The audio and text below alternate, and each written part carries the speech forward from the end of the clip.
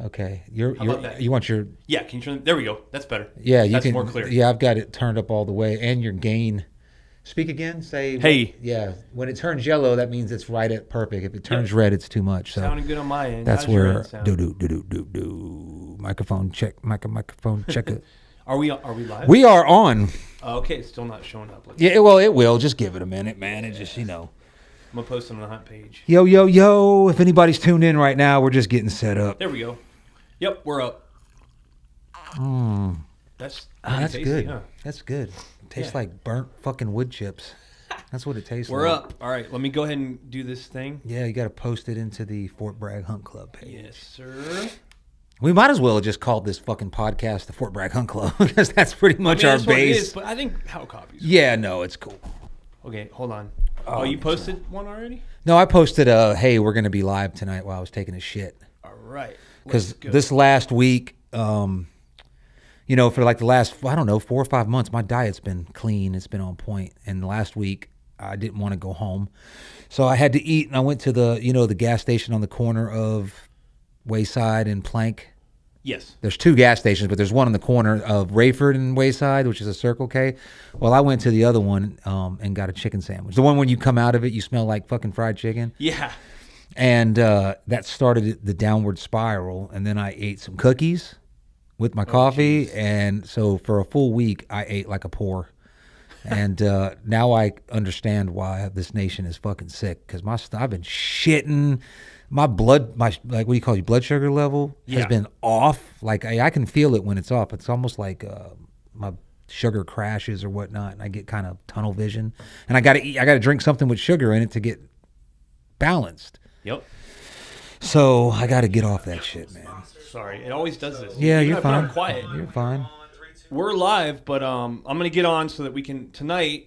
I'll get the intro. We got a couple people. Well, it probably is me. I don't think anyone's watching yet. Yeah, no one's tuned in. Both of my devices. We're early too. It's only 7:21. Yeah, we are early. Yeah, we're about 10 minutes early. So we're early. We're just on. Yeah.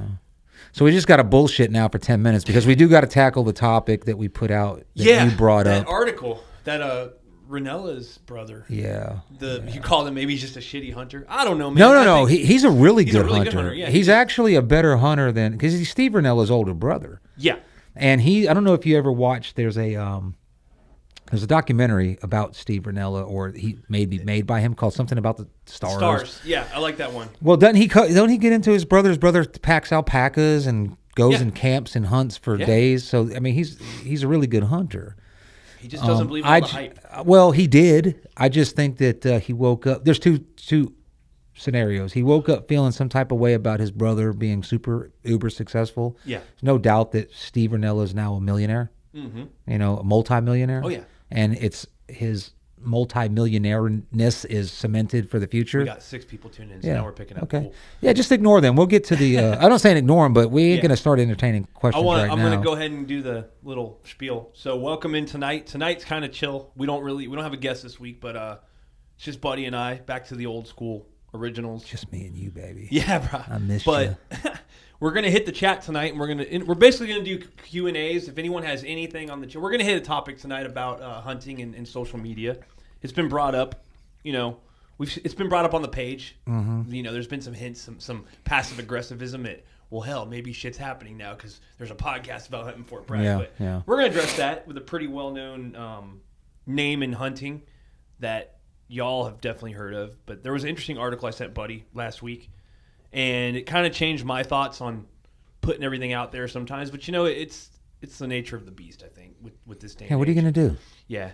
So we'll talk about that. That was like my point in the whole article. Like, of course, you sent it to me, and I know automatically that we're going to have different views on it, which is why I read it. Yeah. If I knew we were going to agree on it, I just would have took your word for it. So I knew we were going to disagree, and I started reading maybe the first 3 paragraphs, and I said, okay, this is where I disagree already. And then went into it more and more and more. And I just think that, so the article, give us the basis of the article. Yeah. So actually, I'm going to pull it up. I can. At the end of it, though, the gist of it was like, okay, so back in the 80s, which of course we don't remember because we weren't hunting then, we were kids, but you may have heard that, back before then, guys used to kill deer and stick them on the hoods of their car and go drive and eat breakfast. Yeah. And show off There that it they is. just killed a damn cool ass deer, right? It's an opinion article, and the title of the article is, if it will pull up, internet. There we go. What website did it publish on? It's on Free Range America. Free Range America. You can just Google. You can Google. Basically, if you Google social media hunting Ranella, it'll pull up this article. And it was written by Steve Ranella's brother, who's Matt Ranella, who's a last year, right? Was published last year? No, 2021. So 2 years ago, yeah. Right. But the title of the article is Opinion. Unfollowing hunting social media will make hunting better. And it's an opinion. So Right. But I think it's an opinion that a lot of people by default share. Right. But they never discuss it. No one ever digs into their. It's very easy to dismiss social media as blame it on everything. We have that conversation all the time. Yeah. It's always like, oh well, it's like blaming Obama for everything. Remember, thanks Obama. Yeah. It just I did this. Yeah. It just becomes a thing. But when you really delve into it, I've been able to back people into a corner to where it's kind of like, okay, you know what I mean? Just dissecting it. But the gist of the so going back to what I was saying about the 80s. Hunters used to strap deer to the hood of their car. Yeah, I used to. Not just because they were showing off. Some guys, like if I kill a deer now in the Jeep, I wrecked my car the other day, so I don't have the wing. I don't have that. I'll tell you about that. Oh, what? I don't have that tailgate. I got to buy Randy a new one. No. Yeah. So if I kill a deer tomorrow, that bitch is getting strapped to the hood of my Jeep, and I'm driving it in. But there was a push in the 80s to stop doing that. Yeah. Not offending non-hunters. Okay, and I wasn't around for that, but if I was, I would have been like, fuck a non-hunter. But there was a lot of hunter, harassment in the 80s. We got PETA picking up big. Yeah, but I mean, in the 80s, like people would go around deer hunters and picket and make noise, and it's a law. If you harass a hunter, that's against the law. Right. That's how that's how strong hunting rights, run in America. But a lot of people ain't got time for that shit no more. Yeah. You know what I mean? And nobody really cares. They were worried about boys wanting to be girls and, Black Lives Matter and all that other bullshit that, that we saw like COVID and stuff. So anyway, at the end of his article, he basically said, let's do a no post. Like we used to not, we stopped strapping deer to the hood. No more posting on social media about the deer that we kill. Of course, he used the word harvest. Yeah. Basically, if you're just tuning in tonight, we don't have a guest, but we're going back to, it's Buddy and I tonight, and we're going to be exclusively interacting with the live chat. So not exclusively. Not exclusively, but yeah, a lot more than we usually do, because we only have 2 people tonight, so it'll be easier to get to your questions. Mm-hmm. I apologize the last couple podcasts. We have loyal people that tune in and interact every day, but we try to get to some good questions. We can't get to them all, especially when we have a lot of guests, but... Yeah, Randy was mad because apparently he was firing off. Oh, he was? But he was like, I was like, fuck, man, I'm sorry. So tonight it's just us and you all out there, so we can interact, and get some good questions. Yeah, well, fuck them. Get back to what we were talking about. They're listening. But so we're talking tonight about this article that came up and by Matt Ranella, and it's about what social media has done to hunting. And like I said, on the page, I've seen a couple guys saying like, there's people complaining about how everyone is kind of going out and hunting spots that normally people haven't hunted before. And, a couple of the old timers on the page, all respect to them, but they're like, well, maybe it's as if there's a social media throwing a little bit of shade. Like maybe it's because there's a hunting podcast on Bragg now. Well, my stance on that is like, I get it, okay? But something you got to remember, too, is along with this article, there's a lot of good points in this article. It's a good read. Actually, if you look it up, it's called...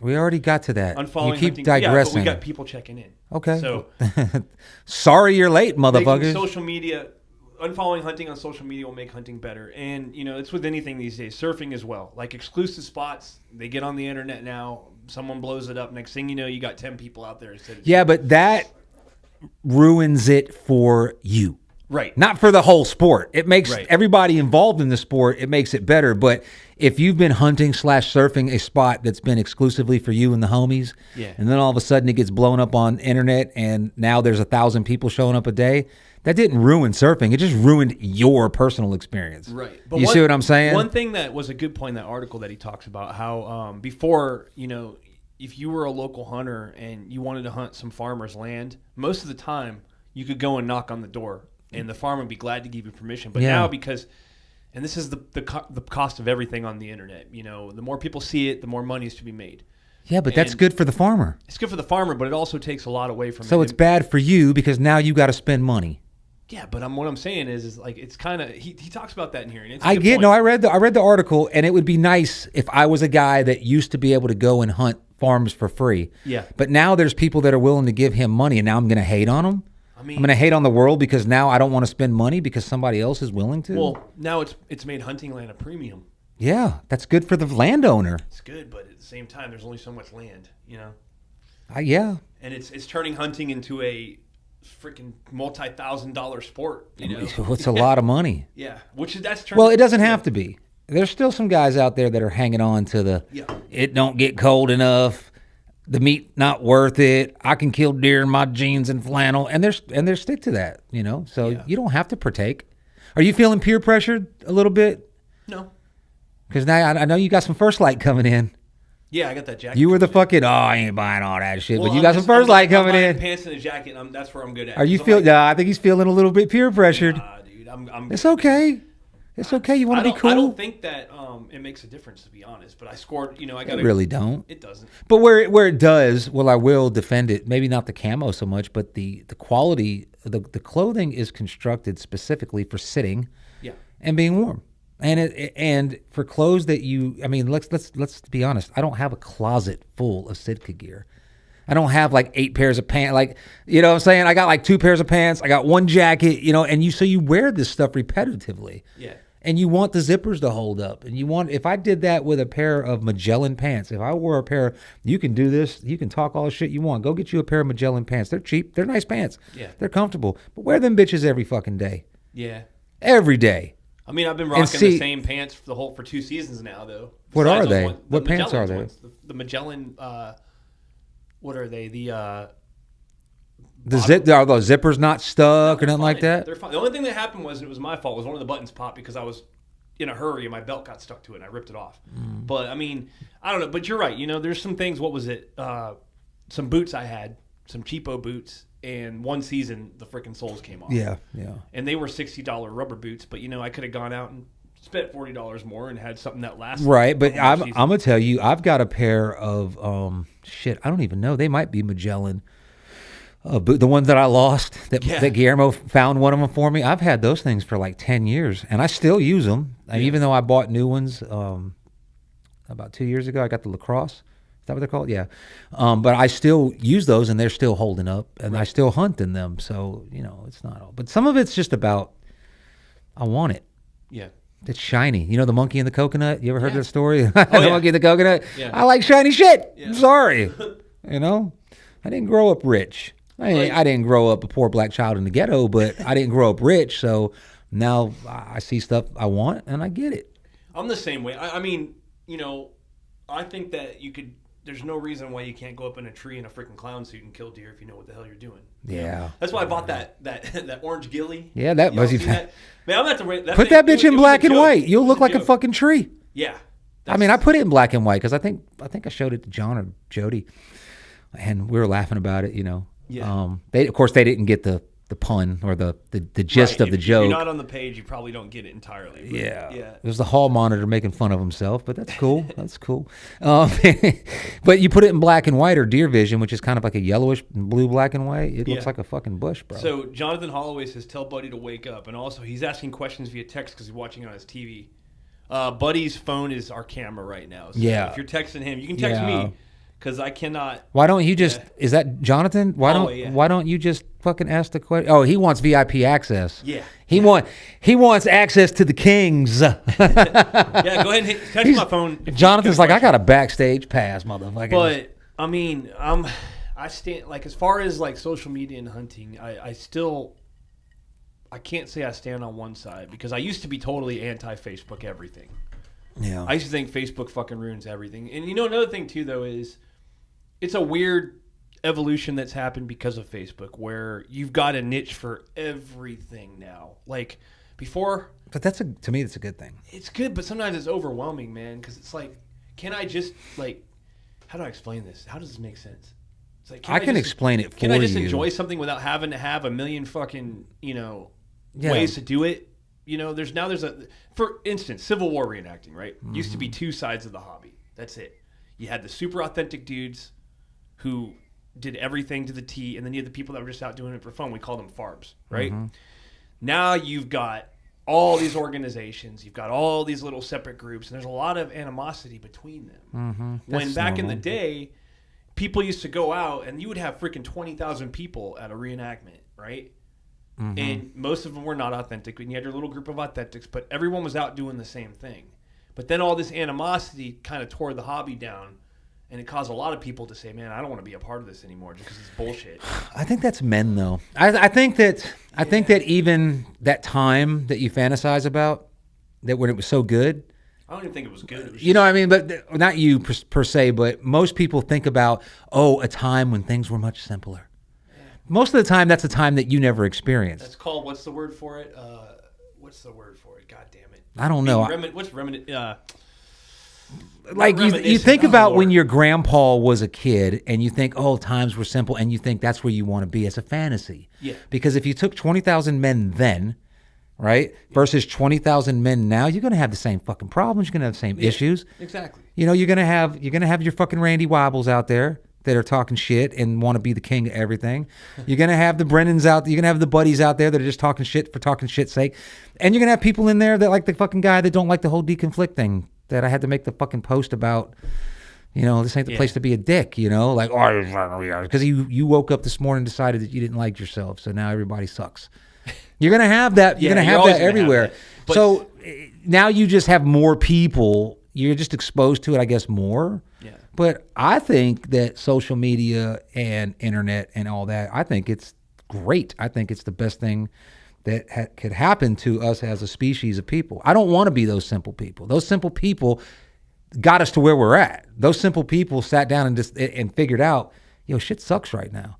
I don't want to have to start a fire to cook my biscuits. So they invented an electric stove. And then from that was like, even this is taking too long. So they invented a microwave and all this stuff. It's been innovated. I'm actually going to pull up a couple phrases from that article that I thought were really let's hear it. So I'm going to read this paragraph. So this is what I believe. Social media has corrupted our motivations for hunting and is risking the future of the very activity we love so much. Because traditionally hunters took to the woods for hides, horns, meat, personal enjoyment, and a sense of self-reliance. Now, for the first time in human history, many seek a digital harvest. Rather than butchering meat for the freezer or tanning hide, these kinds of hunters mostly want photos on their phones to beam out across the internet. More than cooking and eating what they shoot, they're interested in exchanging it for likes and followers and even corporate sponsorships in gear for dollars. So, I think... Hey, Matt, fuck you. You're a fucking moron. How do you fucking know? How does he fucking know? That's a very broad assumption. How the fuck do you know? Okay, yeah, maybe there's a guy out there that's hunting and he has chosen now that he wants to just target mature bucks. How the fuck you know he's not eating it and he's not feeding his family with it? How do you that's a fucking douchebag move to assume that because you want to be this purist now about eating. Who's hunting for meat? Seriously. Yeah, are you hunting for meat? Do you need meat that bad that you're hunting for meat? I hunt for meat. That's that's your motivation. You need the meat. You can't afford it at the grocery store. No, I don't. No, it's not that I can't afford it. It's just I don't want to buy it from the grocery store because I rather go. So that's all your motivation, just meat. Meat and sometimes shooting that nice one to hang on the wall. But I'm not out there. You don't like getting up in the morning, getting in a tree. You don't like stalking them. You don't like looking for. That's hunting. Yeah. Okay, so the payoff for that is not fucking meat. We're not starving. If you could buy deer in the store, you might buy it, but most people wouldn't even buy it. It's not that good. You know what I mean? And beef is obviously better. That's why it's the number one fucking... I'm not saying about the healthy part because I know the steroids and all that, but I'm saying if they were all natural, beef fat's better. Deer fat sucks. Oh, we do have people on the channel. Yeah, and you've got to have fat. So if your motivation is just meat, you're that fucking hungry, bro, I'll throw you some money, man. I'll buy you some meat. I'll buy you a meat bundle from Ken Law's. So it's not just about the meat because you enjoy hunting. And if you kill a fucking big ass fucking buck by accident or by whatever, you're going to show it off. There's nothing wrong with that. Because some guys have reached a point where they can, whether through technology or experience, can go out and target a big buck. That don't diminish what they're. And this is my. I'm speaking to Matt Ranella. How the fuck do you know that that's their only motivation? I think he's talking more about like influencers and hunting. Exactly, but I'm saying influencers are there to make money. They're there to make a living, just like he makes a living off of hunting. His brother is probably one of the richest guys out there in hunting. And maybe he's got some animosity towards his brother that maybe he's the better hunter and Steve is making all the money. But what he's doing is he's looking at a market and he's making an assumption. Give me a guy. Give me a pro hunter that's killing big bucks and he's making a lot of money. He's not eating the deer. Who's that guy? Liver King? He's not a hunter. Who's that hunter that he's that guy who goes out and he goes out and he freaking with spears and stuff. He does all kinds of crazy hunting. I don't know, but does he not eat the meat? He does. Okay. But I think then fuck you, Matt. One of the whole things is that it's that whole false pretense of like these guys are pitching something that's not realistic to the average hunter. All right, they're going out. It can be. They're going out in these fenced lands, these private lands. That's different. Cost tens of thousands of dollars to hunt. That's what the point is about social media. Yeah, but I think most people hate on that because they can't afford it. Because if I sent you to one tomorrow and paid for it, you'd go. You would go. Don't lie. No, I don't. You're gonna go kill a 220. I've said this before. I'm not really interested in that, man. I wouldn't honestly. If you said, "Hey," to me, and I will stand on this, all right? Because I have something called values that I don't fucking twist. Okay. All right, and that's the problem too. Like nobody can stand on anything these days. Nobody stands on anything. Says who? There's a faulty foundation. That says me. That's yeah, but give me who are you to say that so and so is not standing on anything? It's a fucking arrogance, and I think that this arrogance is run rampant. That's my opinion, because you think you can sit there and say, I stand on my laurels and nobody else can. Give me an example of somebody that's not. Nobody else does, but I have my You just did. That's what I stand on. I know, but you just said that's the thing. Nobody else can do it. So you just put yourself up here based on what evidence? No. I think a lot of people bend these days. Okay. A lot of people bend. Maybe. It's easier to bend. I want to raise money. I want to raise money. I want everybody to fucking chip in money. We're going to send Brendan on a high fence hunt. And we're going to pay for it all and see if he doesn't go. I'm not going to go. Because you're a fucking idiot. I'd go. Why? The deer's going fucking, he's been raised. It's like, a high fence deer. Okay, you can think it's unethical. I'm not talking about putting them in a pen. I'm talking about a high fence deer. You got 3,000 acres fenced in. It's still kind of fair chase, even though you know they're going to be there. It's like raising a cow specifically for steak. Right? And then saying, no, I'm not eating that steak. I want the one that's wild. The deer's been raised for that reason. It's not wild. Okay, but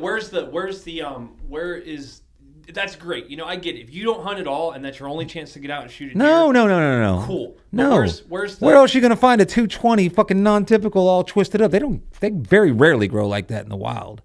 Exactly. It's been raised for you to shoot it. Yeah. But you still got to fair chase it. Now, granted, I'm sure there are some rich people that can put them in a fucking 100 square meter fence and I'll go shoot them. But the point is, that's no different than a fucking cow or a chicken that's been bred for slaughter. But you still eat steak and you still eat chicken. I'm not going to go on one of those high fence hunts. That's me. I'm not going to go. Period. So then I need you to stop eating corporately farmed beef. And if you don't go out and catch the fucking cow, you can't eat it because it's the same principle. No, it's not the same principle. Why not? Because it's deer. What's the difference? It's an animal. All right. Well, the cow's probably smarter than a fucking deer, honestly, and the cow's dumb as fuck. Hell, a billy goat's got sense enough to get out of the fucking rain. Fucking deer walk right around in that shit. So what you're saying to me right now is my opinion's invalid because it's not yours. Not at all. That's exactly what you're saying. Not at all. So, but I don't even have an opinion on it. I'm just you, I'm not going to go on a high fence hunt, period. Okay. Me, Brennan speaking. And I'm speaking in defense of this argument because that's what we're talking about today. Yeah. Now, I do believe in some things he says, but I don't believe in all of it because obviously we're here on a fucking podcast. Yeah. And I agreed to be part of this podcast. Yeah. All right. However, that's the problem with social. This is the negative aspect, I think, of anything on social media that has to do with an activity. All right. It's giving a lot of people an unrealistic view, and they're going to try to achieve. They're going to seek that when that's not the reality of it. What's not the reality? What are they looking for that's not the reality? These guys out there, you know. Ooh, this guy's, you know, you've seen him when they shoot those deer in those high fence, like, oh, I can't believe I got him. Oh, that was a big one. And they act like they've been tracking that deer and like they went in there with, you know. I can't. It's a facade, man. I can't speak to that because I've never watched anything when they are in a high fence area. I've never seen that on TV. All the stuff I watch is like Meat Eater. And I don't watch a lot of hunting TV. I don't because, I don't know. I got shit to do. I'm usually pretty busy. And when I've got time to watch TV, I want to watch stupid shit like Empire or The Sopranos and shit like that. But I haven't seen that, but how is it unrealistic? It's basically like reality TV. Yeah. It's pretty much the same thing. I mean, it's staged. There's the only thing real about it is that they're breathing. They're breathing air while they're doing it. That's real. They're breathing. Yeah. But everything else is pretty much staged and set up, So it's kind of like, and it's for entertainment. It's entertainment. But the problem is you're going to have people that flock to that because they think it's reality. And that's the only point on it. Yeah, but like everything else, I don't What are they doing on these, what are these influencers and these TV people doing that you can't learn from and take to your natural woods? I mean, they're doing stuff, but like he says in the article, a lot of the stuff they're teaching is basic stuff. It's not for people who are actual like advanced hunters. Yeah. So that's the gimmick of it. You think these guys are great hunters that are out there, but they're teaching basic hunting skills. Mm-hmm. And that's his gripe with how much money it makes and how it's blown up everything and turned it into how much money can we make instead of can we go out and actually track and kill a deer. And that's what the whole point but of that article is. But that's like with surfing too, It's like he wants to bring it back to a time where hunting was about, I need to go out and I need to get this meat and I need the sinew to make a bow and I need to use the fur and I need the fucking this and that. And that's fine if you want to do that, but we don't have to do that anymore. What's that? Who's Travis Scott says, "Where's your orange, buddy?" Yeah, right. No, but honestly, who cares? I know. I mean, it's just it's topic for this. I care in a sense that we're here. We can't just sit up here and say who cares. I mean, there's people that have opinions on this, and I'm just tired, huh? Cody says he'd rather pay $10K to go on a chartered moose with a guide in the wild Berks range of Alaska with a chance of no kill versus a $2,000 high fence deer harvesting. Difference is adventure and self-reliance. Did he say 2,000? Is there such thing as a 2,000 high fence? That's another thing too. No, 2,000. That's not going to even get you through the gate. I want to know. Those things are like 35, 40,000. Set the prices on this shit because that's ridiculous. Well, think about what goes into it. I mean, land. The land, the fencing is fucking expensive. Yeah. They don't just put deer in a cage and grow them. There's like genetic, like they feed them aminos and all this stuff that they've studied, and it makes their antler grow crazy. See, that's what that doesn't bother you. No, like that takes away from. Not at all. I don't know, man. No, because it's not the majority. I mean, it's a couple of fucking guys. It's a very small group of people, and they love deer, and they love deer management, and they love hunting, and they figured out a way to make fucking buku money off of it. Yeah. And it's not hurting nothing because it's not hurting the deer population because they're raising the deer, right? Essentially. Did you watch that film I sent you where it was like Michigan in the 40s? A little bit. And the guys are still alive that posted that video. They're hunting. So that's another thing, though. It's made. I think what the social media done is made like unrealistic big buck hunting. Like, you're not going to find a buck like that in nature. Rarely. Not the ones that you're going to get in a high fence. Exactly. You can, but it's very rare. But I still go out wanting to find that. Right. It's like Santa Claus. But you're not going to be satisfied. Never. You're always seeking that. Never. See? Yeah, but isn't that the fucking point of being addicted to something? You're never satisfied. You always want more. You always want to do better. I don't know, man. I'm not happy with fucking flannel shirt, jeans, cigarettes, sitting in a deer stand, drinking coffee, farting and shooting at everything that walks out. That was me, the first couple of years of deer hunting. But now it's JV. It's junior varsity. I think, though, it will lead to a feeling of never being fulfilled, though. No. You don't think so? No. People that strive for greatness, they never feel like they've got it, and that's why they're great people. I don't know. I believe in being content at a certain level. Yeah, well, that's just me, though. Well, we need people like you in the world because we can't all be kings. Or else we'd always be fighting. What you call it, but I like to call it assholes. We need shopkeepers, bro. Hey man, like I told Buddy was giving me shit one day, and if you research medieval history, the kings called the action, but when it came down to it, was the shopkeepers going out and doing the dirty work and fighting. So. Yeah, so I'm a king. I'm not doing none of the fighting. You're going to be doing my fighting. That's a mindset. It's not reality, right. But it's the mindset, and I like. Where I'm at this year, I have decided in my head that I'm a great deer hunter in my head, and I'm not shooting everything that walks out, and I'm really not doing too good. Yeah. But in my mind, I'm laying the groundwork for being a good deer hunter. Let's talk about that. Yeah, so far. I mean, it's. Have you noticed it's been slower this year a little bit? Kill wise across the board, yes. Yeah. Kill wise for me, yes, because I have let a few walk. I could have.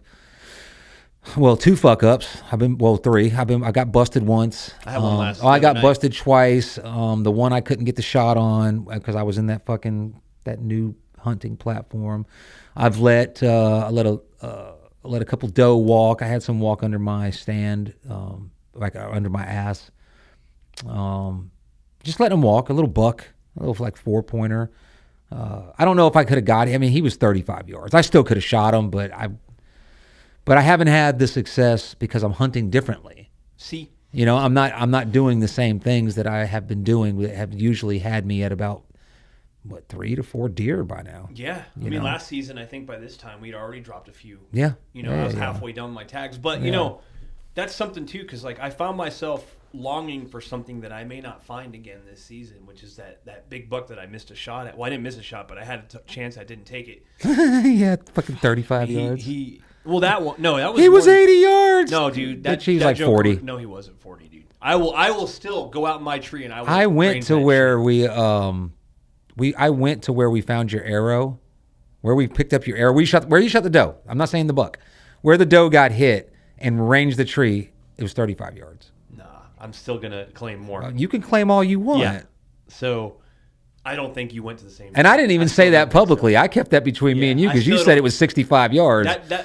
But you used your second and third pin to shoot that deer. That shot was easily. I threw a number out there, but that shot was between 50 and 65 yards. No way. Yeah, I'm willing to bet on that. From that $20. All right, I will go in my tree and range it. From that tree, from that tree in my hunting area. Calling your tree from that tree 60 yards is damn near way past that thick shit. No, it's not. Yeah, it is. Because I ranged 60 yards from the tree I'm in Whoa, now. you need to get a new rangefinder, Bo. All right. Anyhow, you need to throw a football. This year has been. It's been weird because it seems like everything's about a week later than it normally is. Because I've just started to find rubs just now. Yeah, well, that's normal, I think. Is it? Yeah, I think you've been hunting more this year because I've been hunting more this year. I've been hunting about the same this year. You've been hunting like every fucking day. Almost. From the beginning. Actually, I have. From day one. Yeah. And I think maybe it's because we feed off each other. We're always in contact with each other. And you're like, hey, you want to go surfing? I'm like, fuck no, I'm going hunting. So you're like, now there's no waves. Hunting's slow down a little bit, but there's no freaking waves. So I think that if maybe me and you sat down every night and made a schedule, and I was like, oh, we should go hunting this day, we should go surfing, then we'd probably surf more. So maybe because like I said, I'm about to move to one of the greatest surf spots in the world, and I'm dreading it. Yeah, that's crazy. Ain't it? I don't even want to go. I told Jody, I was like, what are we going to lose? I'm going to lose $2,800 if I stay till January. Let's do it. Tree was 100 feet tall. Yeah. Yeah, you were about 35 feet up in that bitch. 35 feet up in a tree, so do the math there. But no, I'll range it. I really want to know because 35 yards. No, it was more than that, dude. Bro, a deer is we got $20 on it. You want to make it 500? A deer is not that big in your sight. Do you want to make it? Yes, it is when you're 35 feet up. Anyways. You want to make it 500? No, I don't want to make it 500. Okay. I wouldn't take that bid anyway. Because I don't know. Maybe where I was at, because it was dark, maybe I'm in the wrong spot. I just assumed. But anyway, over 45 yards was in the thick stuff where you would have never shot a deer. So from the thick stuff to that little trail where they're walking, that little area, that's like 45 yards. So max 40, which from 35 feet in the air, 45 yards is still a good shot, especially when it's fucking dark. Yeah. Well, it wasn't. You like to shoot them after fucking legal shooting light. No, it was totally legal. Mr. Follow the rules, wear orange, kills him and fucking. I don't kill it. Buddy keeps saying I did not shoot that buck even. It was not illegal. It was like 9 o'clock. It was an hour before check-in. It was like an hour after fucking dark. Before check-in. Because, I called the ranger station. I'm like, hey, I got this deer. I got blood. I'm going to wait a little while because I just jumped him. And that was an hour. He's like, well, you got an hour, so good luck. But I didn't find him until fucking. I think there is a legal shooting light. I think there is. 30 minutes after sunset. So if they say that sunset's at 7, then you got 7:30. You can't shoot past that. It's even though there's light at say 8 o'clock. Yeah. But 30 minutes after sunset. So these guys that keep saying on the page like, oh, I wait till dark because to walk out. because I can climb down and you never know, he might be standing there. Well, then you can't shoot him. Yeah. But I mean, I don't care if you do it, but you may not want to put that out in public. One thing I've noticed, speaking about that, and that's a good point right now. When do you climb down? Well, I mentioned briefly on the page. Personally, what I do is if I don't like climbing down when it's like pitch black, but sometimes I do because for some reason, whenever I do an evening hunt, they always come out right when there's just enough light, right when everything's starting to turn gray, if y'all know what I'm talking about. If you're in a hollow, you look out, you still see plenty of light on the tree line. Yeah. Just in the woods, it's dark, and you walk out and you're like, shit, I can still see you. So you get that period where the squirrels start to get real active, and then all of a sudden they go completely quiet. Mm-hmm. And if you listen, you got about 15, 20 minutes before it's too dark to take a shot. You'll hear the deer because that's when they start to come out. And that's every evening it's either been at like 30 minutes before the sunset starts or dead air. Yeah, no. I'm reading. Well, finish your statement, then read it. So while I'm talking, you can read because we don't want dead air. Yeah. So you either get them right at golden hour. Yeah. Or you get them in that little period, 10 to 15 minutes before it's too dark to take a shot. Yeah. So if you're feeling like, oh, I need to climb down, give yourself. What I always do is I always wait. I wait until it's dark. Dark meaning I can't see separation and things anymore. Mm-hmm. That's dark. Yeah. Yeah, and then I give myself 10 more minutes after that. Yeah. Because sometimes I plan on hunting the next day, and you'd be surprised, man. You might be sitting there, and right as you're climbing down, you'll hear, and here they come. Let them pass. They'll come through, and they'll pass. Now, what happened to me the other night was, this is kind of funny, because I went out with my son, and we were in that blind, and I'm not going to mention the spot, because it's a good spot. But, found our honey hole, Randy. Yeah. Anyhow. And I didn't tell him, I promise. You are legally allowed to discharge a musket. That's the only thing you can discharge in the woods because you can't have a loaded musket, and Civil War muskets can't be unloaded unless you fire them. Unless you fire them, yes. So I was sitting there, and I waited, and nothing. I was like, I felt them. I could feel them. And I had actually jumped 3 does coming in on the way in. They'd crossed the fire break, or they'd crossed plank. But I waited there, and the forest was quiet, and I freaking fired.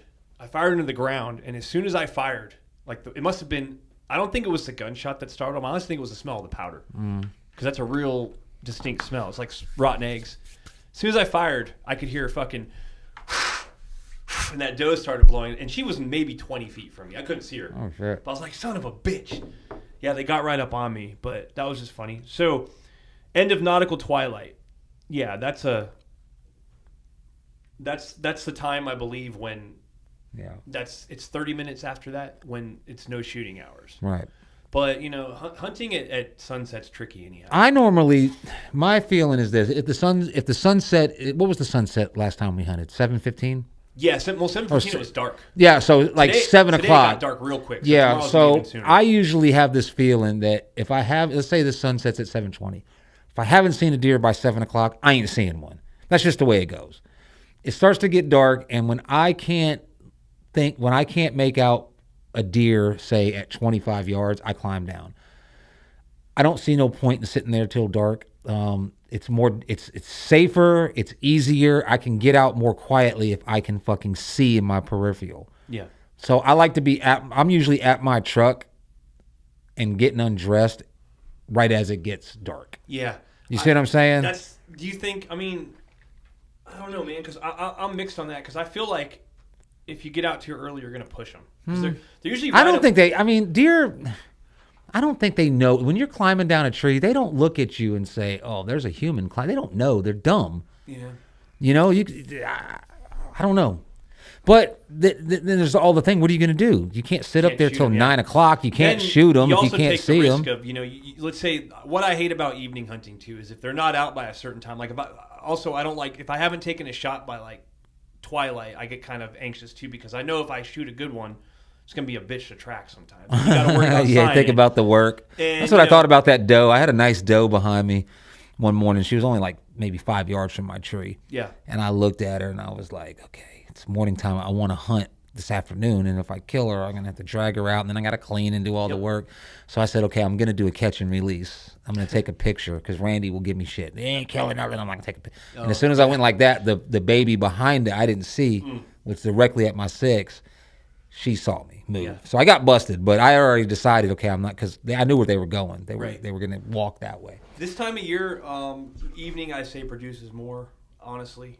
Yeah. From my point of view. Like, so, it's just, and then, they're going to be chasing here. This next They weekend, already are. Oh, yeah, it's going to be insane. I've got pictures on my camera of doe running. Like they take the camera catches them going into the cut, flash. Flash, and you can see there's 2 does, and then like 10 minutes later there's a fucking buck, and he's standing at the wood line and he's ears up like he's attentive. Yeah. So I think I seen you the picture of the buck. I say he's a scrub, but he's a nice 8-pointer, but he's not. He's not the one you're after. He's not the one that I want to shoot. That's the thing too, man. Like, we've gotten in our head this season that because of that buck that what's his name, Skipper dropped. Mm-hmm. We're looking for the absolute beast. But you should be. You should be, but it's kill the baby. Don't kill the fucking mama. Kill the baby. The mama's obviously producing. She knows how to get away from coyotes. Yeah. Okay. The baby's probably going to get eat up by a coyote anyway. There's a good chance of it. The meat's better on a younger deer, so take that one. Let the freaking 8-pointer go that only has 1-inch fucking brow tines, because next year they're going to be 4 inches, and then the year after that, now you can kill. I mean, what are you hurting? You're not hurting the environment by letting him walk. Now, if you can show me that, we need to kill these bucks, well, they do. They have call bucks. Like if you see a buck that's got 3 on one side and 2 on the other, and he looks like he might be 3 years old, kill him. He's got bad genetics. You're gonna eat him anyway. You're not murdering him. Right. Choose that one. But you see the one like Tyler Forbes posted. That's a nice buck. Yeah. And I would have a hard time not shooting that buck, but his brow tines are only like 2 inches. You're looking for the brow tines, aren't you? Yeah, the brow tines show me. That's like, Yeah. with brow tines get me going. Like you can have 3 by 3 or 5 on 5 and only have 2-inch brow tines. I want the one with the BBCs, baby. The big fucking brow tines. The twisty BBCs. ones. Something non-typical about it is going to get me going. And granted, I don't know for a fact that I could let that deer walk. Okay, I don't know. My mindset this year last year, I'm killing him. You know what I'm saying? That's just his bad day if he gets in front of me. This year, I don't know. To be honest with you. Yeah, they're really. We got Jason Forbes says he had deer on cam today every hour. Jason Forbes or Tyler Forbes? Jason Forbes. Oh, I think, is that the same guy? His YouTube name. Oh, okay. Yeah, but yeah, he said every hour on over 10 cams. Yeah, I had some nice bucks hitting my cams last night. They were that was a nice one you sent me earlier. Yeah, they're starting to chew the branches and the trees. Another thing though is, like I said, this week I'm kind of bummed. I'm going to miss hunting this weekend because it's my anniversary. So I got to spend a little of that QT with the ladies. No. Divorce. No, negative. She knows it's like pre-rut. Like, man, you can kiss my ass. It's going to be a good. Nah. Next week looks really good. I think next week's better. I think we're a week late this year than last year. Yeah. Oh, Jason Forbes is Jason Tyler. Oh, okay, okay. So it's not Tyler Forbes. Okay. No. One thing that is kind of good though. I mean, well, it's good and bad depending on how you look at it. For me, it's good because there's not that many places open still.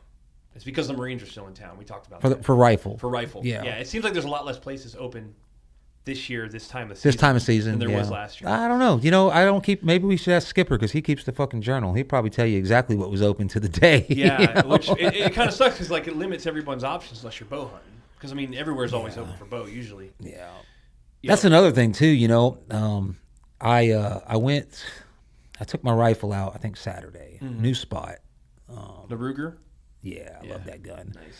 And and there was nobody else signed into the area, so I put a lot of miles on the boots walking, and I carry the rifle, and I'm like, I can't, if I jump one with a bow, I'm not going to have time to get it, but with the rifle, I could probably get them. And something about, I like rifle hunting. I want to be a bow hunter strictly, but I like my rifle. I don't feel like I'm cheating. I feel like it's just another element. Like I like guns, It definitely I felt more at ease being in my tree because of what I've seen this year with my rifle. Yeah, I know I did. Well, I wasn't hunting back. Ray says I messed up getting married at the end of October. Let me clarify that. At the time, I was in Hawaii and all I did was surf, so it didn't fucking. But you're right about that because every year, man.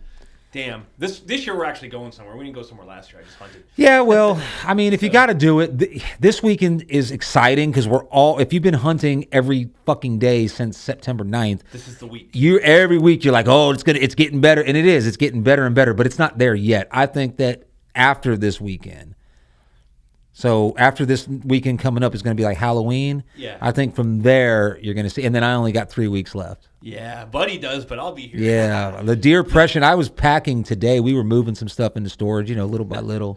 Seatbelt says, "You look like a BBC guy, Buddy." Yeah, Buddy. One of his surfboards was named the BBC. The BBC. Yeah. No, but I don't actually. Motherfucker. It's good though. It's gonna be a good week. Unless C stands for CUNT, then I'm not. I don't discriminate. Yeah. All flavors, all colors of the rainbow. Yeah. So are you going rifle this week? I'm gonna go rifle in the morning because I have to go put out some cams. I got to scout this spot, and I'm gonna be walking a lot, so I'll have my rifle. But tomorrow evening I'll have my bow. And honestly, man, I don't know where y'all hunt, but I have, for the first time this season, I ran into it. Well, second time I ran into another hunter, and it was on my way in the other day because I didn't know I could get to the spot going straight off one of the main roads. So I took the Google Maps way, which was taking me through all these fire breaks. But it was funny because if you're out there listening, I don't know who this was, but it was I don't know if they were a couple, but it was a girl and a guy in their car. And that girl, they were both in hunting gear. They were in their car. The guy was wearing orange in his car, so good job, buddy. The hall monitor, yeah. Brennan saw you. But I passed him on the fire break, and man, she just looked like I don't know if they were arguing or what. If you're out there, I want to clarify that you were good. I wasn't hunting anywhere near you. And fuck them. But it's just funny because she had the look on her face like I had fucking shit in her fucking cornflakes, man. It's like... And I threw her a shotgun. I smiled because I wasn't even in that area. Yeah. But it happens, man. Yeah. It happens. I went to hunt in one of my I guess newer spots. I was revisiting, and nobody ever back in this area. I don't even know how they got there because I call it the Bat Cave. You really got to know, unless there's another way I don't know about. But the way that we go in is like.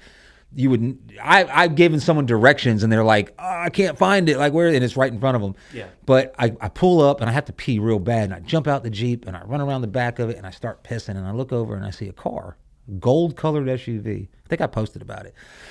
And as I'm looking, I start looking up in the trees for orange. Who's out here? And I look, and right in front of me is a fucking blind.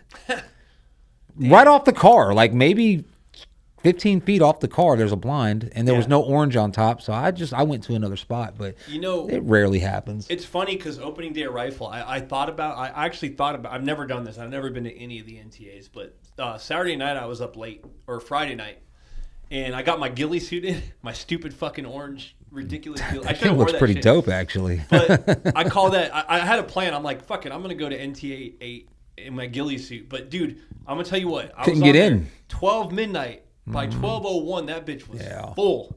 Y'all boys that hunt NTA 8 need to start a Facebook page. The NTA 8 Hunt Club, so y'all can deconflict. Because, NTA 8 is a pretty big area, but when you got, how many people? I think it's 13 or 14 people? Within a minute, that shit was full. Yeah. That's crazy. Yeah, I'll stay out of that one. But that's all. That's always this time of year. Like it's but hot for about the first month. Maybe that'll work in someone's. Maybe it'll make somebody. What Skipper said last time. Sometimes, and most, I would say this is 99.9% of hunters.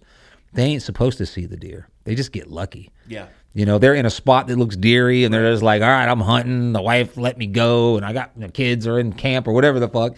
And you're sitting in a tree, and you're just waiting on something, and then a big one walks out, and then the deer of a lifetime. Yep.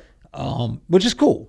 That is traditionally what hunting is. I'm just kind of liking. I am trying to turn myself into a hunter that I disliked years before.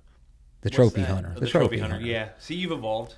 We all evolved. And I have to make myself do it. It's like almost like a fake persona. You know what I mean? Like, oh, I'll let him walk. Bitch, I don't know if I'm really going to let that deer walk. You know what I'm saying? It's just I'm trying to adopt it. And hopefully by doing that, and I'm going to have I've already consigned myself to the fact that I'm going to have probably a lot of rough years. Yeah. Where I'm used to tagging out every fucking year. Probably not going to have that sense of accomplishment. But I'm hoping that it pays off because you can tag out with your fucking 3-year-old 8-pointer that you're so proud of, but I won't fucking have the 7-year-old, 8-year-old with the big split tines, and I want to be that guy. Yeah. Yeah. I mean, I'm halfway in between because, like I said, I was looking early in the season. I was looking for that big buck, and I had a couple that I was after. But when that 2 now have walked in front of me, and because of buck fever, I have to practice with my bow a little bit more. I think I have to shoot more deer with my bow. Yeah. More big bucks with my bow. Yeah. Bow hunting's hard. It is. It's very hard. So, I was going to bring this up, Cody, because you have a good point, man. And this happened to me last weekend. All right. So he says, when a zone fills to a certain number, do you avoid that zone? For me, when a zone has more than filled, I try to. Okay, now, yes and no. Now, I went to a place where I don't normally go last weekend, and we freestyle. What I'll do is I'll topo scout. Like, I'll get on the map the night before and try to look like an area I think, based on contours and all that stuff and choke points. I went to an area that had, I think 4 people in it. Mm-hmm. Didn't see another person. I actually went to a spot in it where there's been nobody. There's not even tracks. No, there's been people there.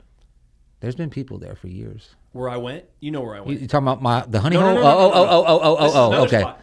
So I went to that spot and found a nice area. But I found an area. I got out and I just started. I did the after mornings hit scout. Didn't see anything because we got in. It was already daylight when we finally got in. But I got out and I walked in and I walked to a point where, I didn't think it was actually a good place to be. And I walked through that thick stuff and I found an open area, man, and it was like scrape central. Yeah. There was a whole line of scrapes, fresh. Like we're talking about with piss in them. Yeah.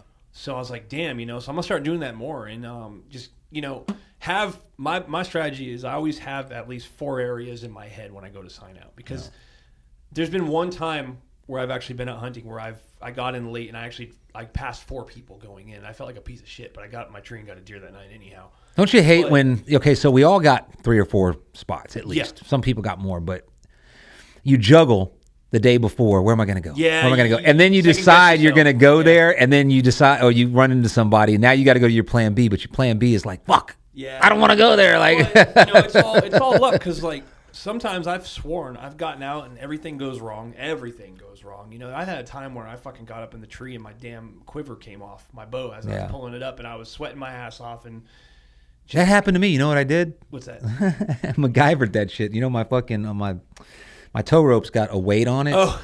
And I fucking took my little. You always take a tow strap or a gear strap. Those like bendy things that I have. Yeah, those things are cool. And I made a hook and I sat there for like 20 minutes and I finally hooked it and I pulled it back up and it kept me entertained. I probably scared deer off with all the movement, but I got it back up. But sometimes those have been some of the best hunts because that's when I've seen the most, which is weird. Yeah. You think you're fucking everything up and then you get up in your tree and you just sit still for a little bit and here they come. Well, what was it?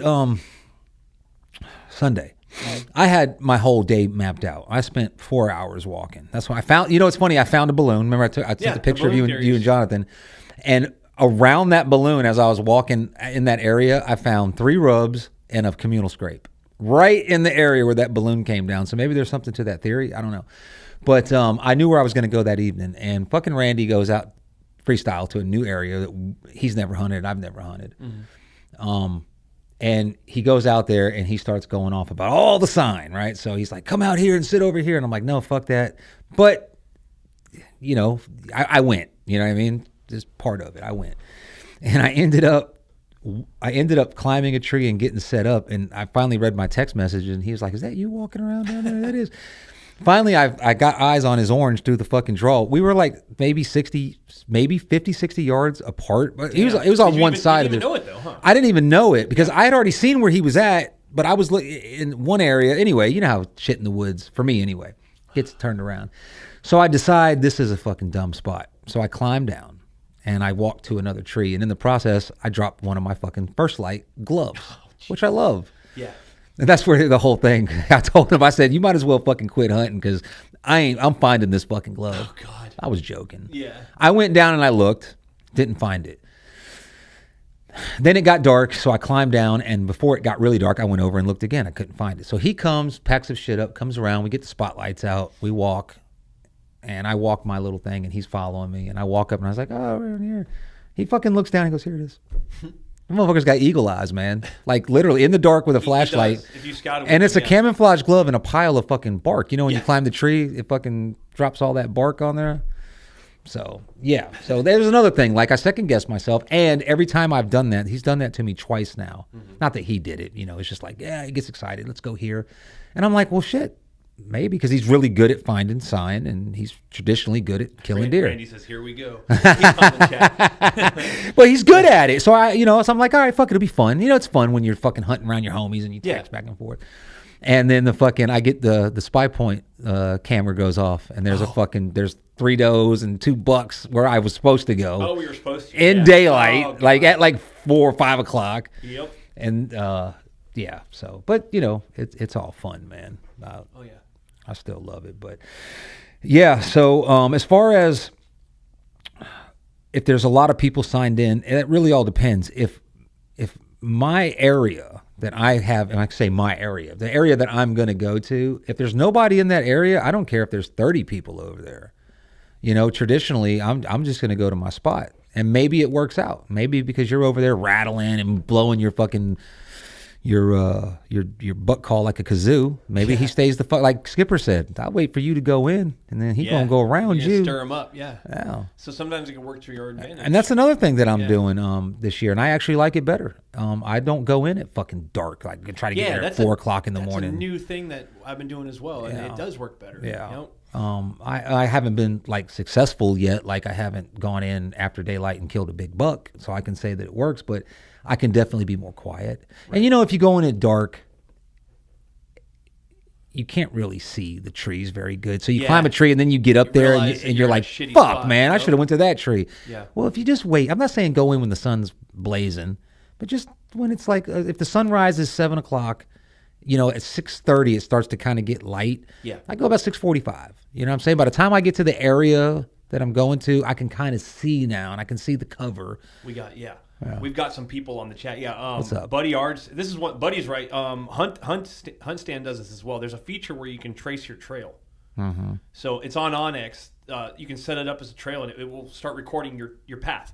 That's helpful too. That's helpful if you get into a spot that's super thick, and you know when it gets dark, everything looks the same, and you're not sure which way to go out. And it's easy to get spun up out. It's like that spot that Skipper saw me coming out of, and he was making fun of my spotlight. Man, I'm gonna tell you what. It's like It's a 20-minute walk. But you walked it with me in daylight, remember? And I was like, how the fuck am I going to get out of here at night?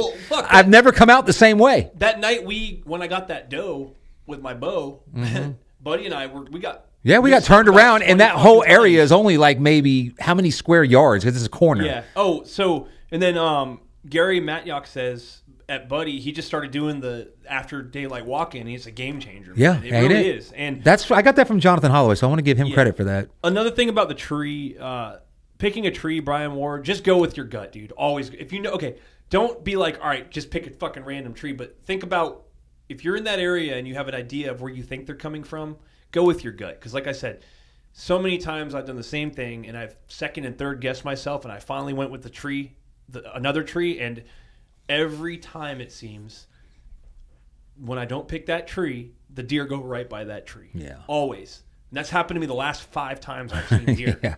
All right. So just I always try to find, I look at it like this. I don't try to think like a deer, but I try to put myself in a position where deer, they don't have any predator from above. So they're not like walking around in the 360. So they're looking straight down. But if they happen to look up because they catch a little bit of movement. Yes. And those older bucks are very aware If they look up and there's nothing behind you, you ain't got to be right in the thick of the tree, which would be better if you can. But if you can't, as long as there's canopy behind you, you're good because they don't have very good depth perception. Another thing, too, when you go up when it's super dark, and this has happened to me with a bow especially, rifle, not too concerned about it because you can always blast through fucking leaves. Yeah. But there's been times where I thought I had the perfect tree, and I got up in there, and as soon as the sun came up, I had no fucking shot. No shooting lanes. Guess what? He went Here too comes high. Mr. Deer, and he's in all this stuff that I've got to shoot through to shoot him, you know? So that's another thing. Ray says the dark is scary. It is. It is. It's a natural human instinct. We're supposed to be afraid. You want to be once you lose your peripheral vision, you feel naked. You know what I mean? You just do. You feel like, especially with a flashlight, you can only see what's in front of you. And then when the flashlight goes off, you can't see shit for like a couple of minutes. So your night vision kind of focuses back in. So it turns your vision from 3 dimensions to 2 dimensions. Right. You know, you really just can't see that good. And you think, I got a green light, but you can't see as much. You're being more loud. When you can see 300, or whatever your peripheral vision gives you, and you can be more quiet. Yes. Because now when you're walking through, you can kind of do this and not hit that limb that's going to go crash and leave your scent behind. Another thing, too, these fucking spiders, man. Yeah. God, dude. Yeah. I got like, fuck. Oh, Jesus. I hit a spider. You ever hit a spider web that stops you because it's so strong? Yeah. I've had one that was like a trampoline. Yeah. I got bit a couple times, man, because I think they got down my shirt or something. But these damn spiders this year, hopefully the cold will knock them out. I haven't. Yeah, they would. They could. Have you had any ticks this year? I haven't had a single tick. I haven't. I've had I don't know if I guess people call them chiggers. Yeah, chiggers. Like on my feet because I haven't put my high 18-inch boots on. I've been wearing those Hucks. Yeah. So they leave your ankles exposed. So around my feet and ankles, I've gotten bit pretty good. Like and they're scratchy as fuck. You know, I don't know. I put fucking witch hazel on them to scratch them real good, and then put witch hazel so it burns and it hurts them, and then the pain usually takes the itch away. I don't know if I'm doing that right, but Cody H says he agrees with you as long as you have breakup of your silhouette. That's the most important thing, and then you have enough cover so where your movement's not noticeable. Yeah, but that's ideal. Like when I went Saturday, I found the pine tree, and there was a dogwood that kind of hugged it. Yeah, so I climbed through the dogwood trees. Hugging, and so I had branches at my feet, and then it was almost like a blind in the tree. Now, if you would have walked out there and saw me, you would have said, you're in the fucking wide damn open. Yeah. But when you look at it from the ground up, I just look like part of the tree. Yeah. You know what I'm saying? Because unless I'm moving around, but if I'm just sitting still, a deer that's, in their vision. And then I was in a fucking tree the day before that you would have laughed because, you're out in the wide damn open. But if you look up, I had the canopy of the forest behind me. So, think about it in 2 dimensions. You got to sit still. Mm-hmm. That's, especially if you're bow hunting, because you're bow hunting, you got to be low. And mature bucks pick up on, man, I've been busted from the littlest movement. The more I think about it, that's what I think got that buck. I think it was my movement because I was facing the wrong way and I turned. I was ready for him to walk out and I turned. And I think he saw the movement. Yeah. He sensed the movement above him.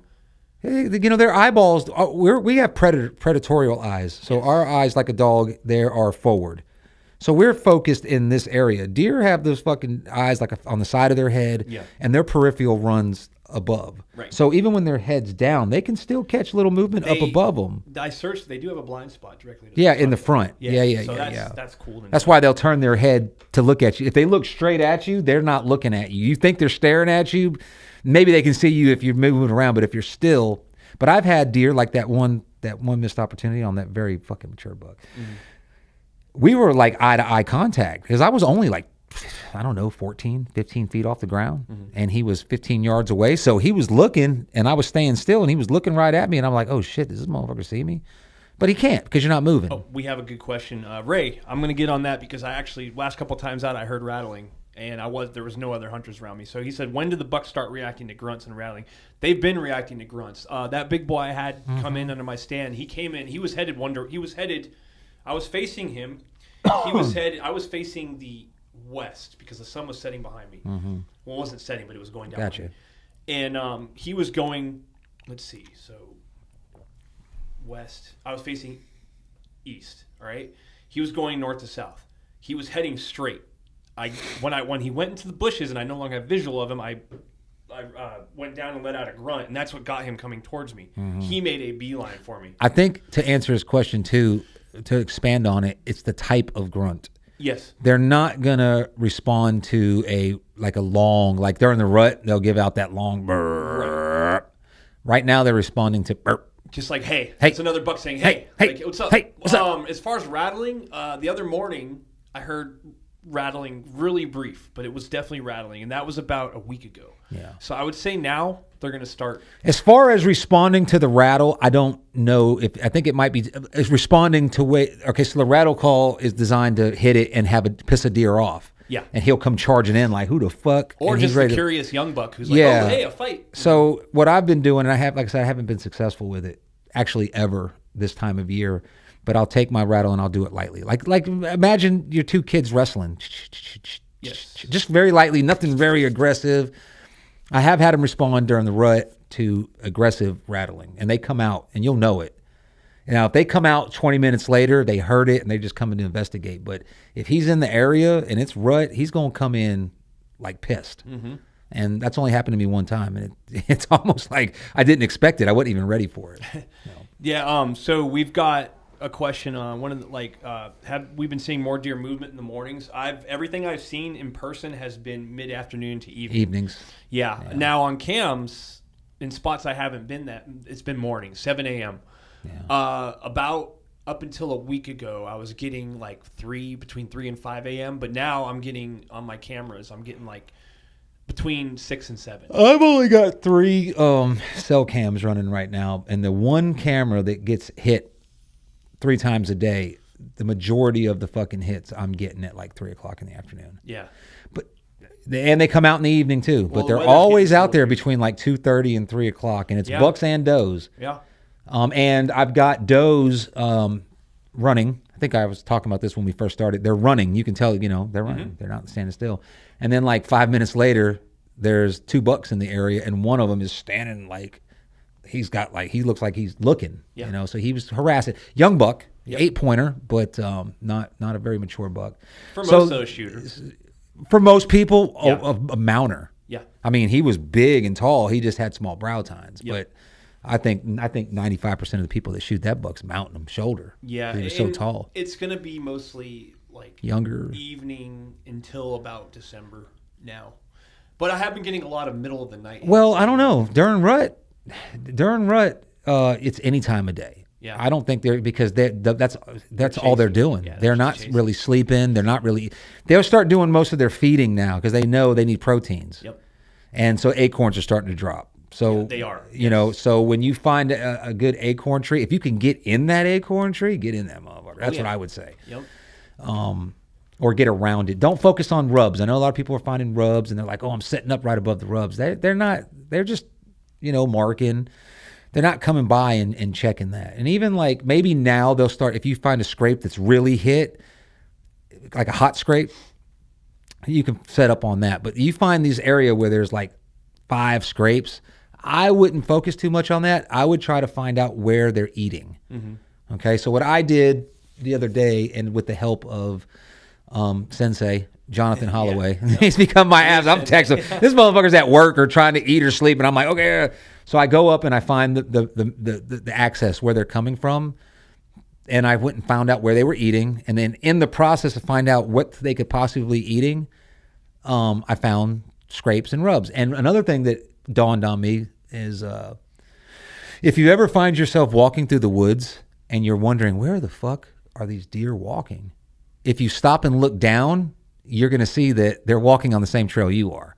Every time I fucking got to the point where I was like, where are they walking? I'd look down and I'd see track. They're walking, and they walk just like you do. They're going to find the path of least resistance. Speaking of Sensei, he's hit me on the phone because he's doing it by text. Yeah, he's got backstage passes. This goes back to our conversation about beef versus deer. And Jonathan says, you are retarded. Deer is very much better and healthier than beef. But it's not better tasting. Well, it can be. To me, well, okay, that comes down to a matter of taste, but the masses of people, that's why we don't commercially farm deer, Jonathan. But he says, this is interesting, when it comes back to genetics, like you cannot shoot genetics out of a herd of deer. No such thing as cull bucks. Does are the genetic carrier, not the bucks. Yeah. Interesting. Well, what I mean by that is when and I've been on clubs before, and they'll have some trail cam pictures of bucks, and they'll say, let's go ahead and kill him, even though he's outside of their regulations because he's got a spike on one side and he's got a fucking fork on the other. Yeah. He's not a trophy. So go ahead and kill him. Because a lot of clubs have 6 inches or 4 inches outside the ear. Yeah. He's got to be an 8. I've been on a club where it had to be an 8-pointer. Oh, 4 inches outside the ears. Wow. If he was a buck. And if you killed a button buck, it was like $100 fine. Wow. Yeah. So what they would have is these pictures of like cull bucks, they called them. Mm-hmm. And they weren't going to produce any type of nice trophy. So go ahead and kill him. But maybe that was based on the belief that they don't want that buck breeding and spreading the genetics. And if what Jonathan is saying is true, then it's a misnomer. You know what I'm saying? But I would say this, if you see a nice buck that's like got a nice, basket. He's not big, but he's nice. And he's got little ass brow tines. I would rather let him walk and then kill the freaking one with 3 on one side and the spike on the other. Because what are you going to do with the fuck? You're not going to mount them. Yeah. You know what I'm saying? So what Jonathan's saying? It doesn't matter because the does carry the genetics? That's what he's saying, yeah. He said that's herd management, not buck management. So okay, I didn't know that. I think that's news to a bunch of fucking people that deer hunt. So hey, that's Jonathan knows his shit, man. So what does that mean? What's your solution to that, Jonathan? Kill everything that walks? No, I don't think that. No, I'm asking him so he can. Jonathan, if you're out there, yeah, buddy wants to know what you're. So what's the solution? So, but Ray over here says, when speaking of just traffic, he said he had deer checking a rub every night for a few days till he realized some dickhead was dropping corn 40 yards from the rub. Yeah, he hit me up about that. Yeah. So that corn pile has been reported. But, yeah, we were talking about that today. And we're going to be here soon in the mandatory testing window. Let me look up the dates real quick. Oh, and Jonathan's chiming in. So I love that fucking text, that response to that with that one guy that was like the one dickhead that got his deer tested and it wasn't even fucking, it was a voluntary and fucked it up for everybody. Did you see that one? No, it was. Yeah, that deer was like that one fucking guy. Yeah. That he's like, he didn't even have to do it. You fucking. I mean, these deer are traveling though, because I mean, like I shot a deer last year, a doe, and its stomach was full of corn, and it was on Bragg, but it could have been a corn pile on Bragg. Fucking corn pile. There's so much private property that's hunting property that. Yeah. If you're hunting around there, my old hunting club used to, part of it connected to up by the All American Trail. Yeah. Let's see here. I'm gonna look this up and give everyone the mandatory testing dates just so we can figure this shit out. But I'm gonna tell you all straight up, like I shot that doe almost 6 weeks ago. I still don't have. Have you eaten any of it yet? I'm gonna. I mean, I'm not worried about it. I don't fucking. I don't care. I think it's coming. Look, this is we can get all. This is gonna. We always talk about it. This is gonna veer off of hunting, but I don't believe anything the government says. Anything, and they did that to themselves. Now it used to be a time where you trusted the government. The CDC came out and said, "Don't eat lettuce." Because there's a strain of E. coli. We trusted that there were people, and that's what they were paid to do, and they took their job seriously to protect us, and we believed it. But here, since the internet culture, now we get access to all this information fast.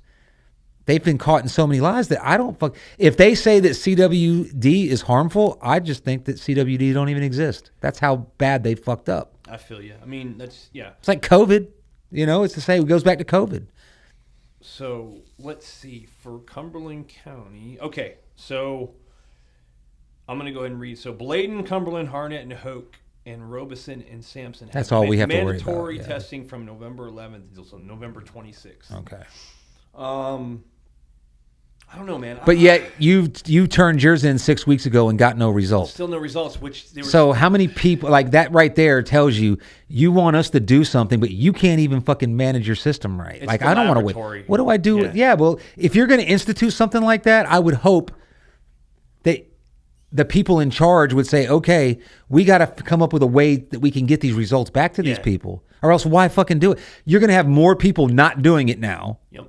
So it's just more bureaucracy. It's just That's more. Do you have to pay for it by chance? No. They're getting funding from somewhere to do it, and they're not even doing it. 6 fucking weeks. How many deer have been killed? I've also heard no news is good news. I haven't received an email or a response. But here's another thing that pisses me off too. This kind of fucking pisses me off. All right, if you're gonna have like Ray, did you find where you could find that? Because it says right there, log in to view your results, and then it just takes you to your login page. You log in, and it takes you to your license. Yeah, it's all fucked up. So if anyone's found that link where you can actually go in and look at your fucking actual, like I'm not talking about I have a negative, so there's no results, but where you can actually go and look at that deer you shot and look at the results, please send that. Because and then why are we even doing it? Because they haven't linked any type of effect on humans. Well, primates.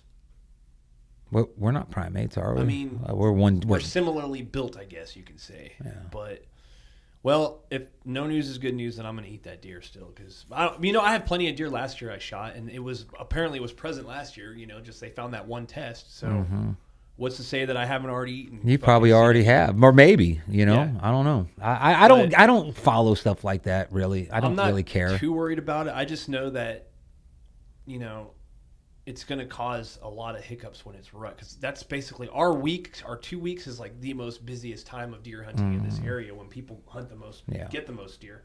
It's like I remember last fucking rut weekend last year, dude. I went to the skin shed and there was every single station was filled. Yeah, I remember that. Me and Randy were standing there like, where we don't have no fucking deer here. Man, it looked like a soccer game or a baseball game going on over there. There was deer lined up out the door, dudes sitting on their deer, bullshitting and stuff. But that was cool because, I think I saw every single hunter at Fort Bragg that night. Yeah. But I don't know, man. It's just.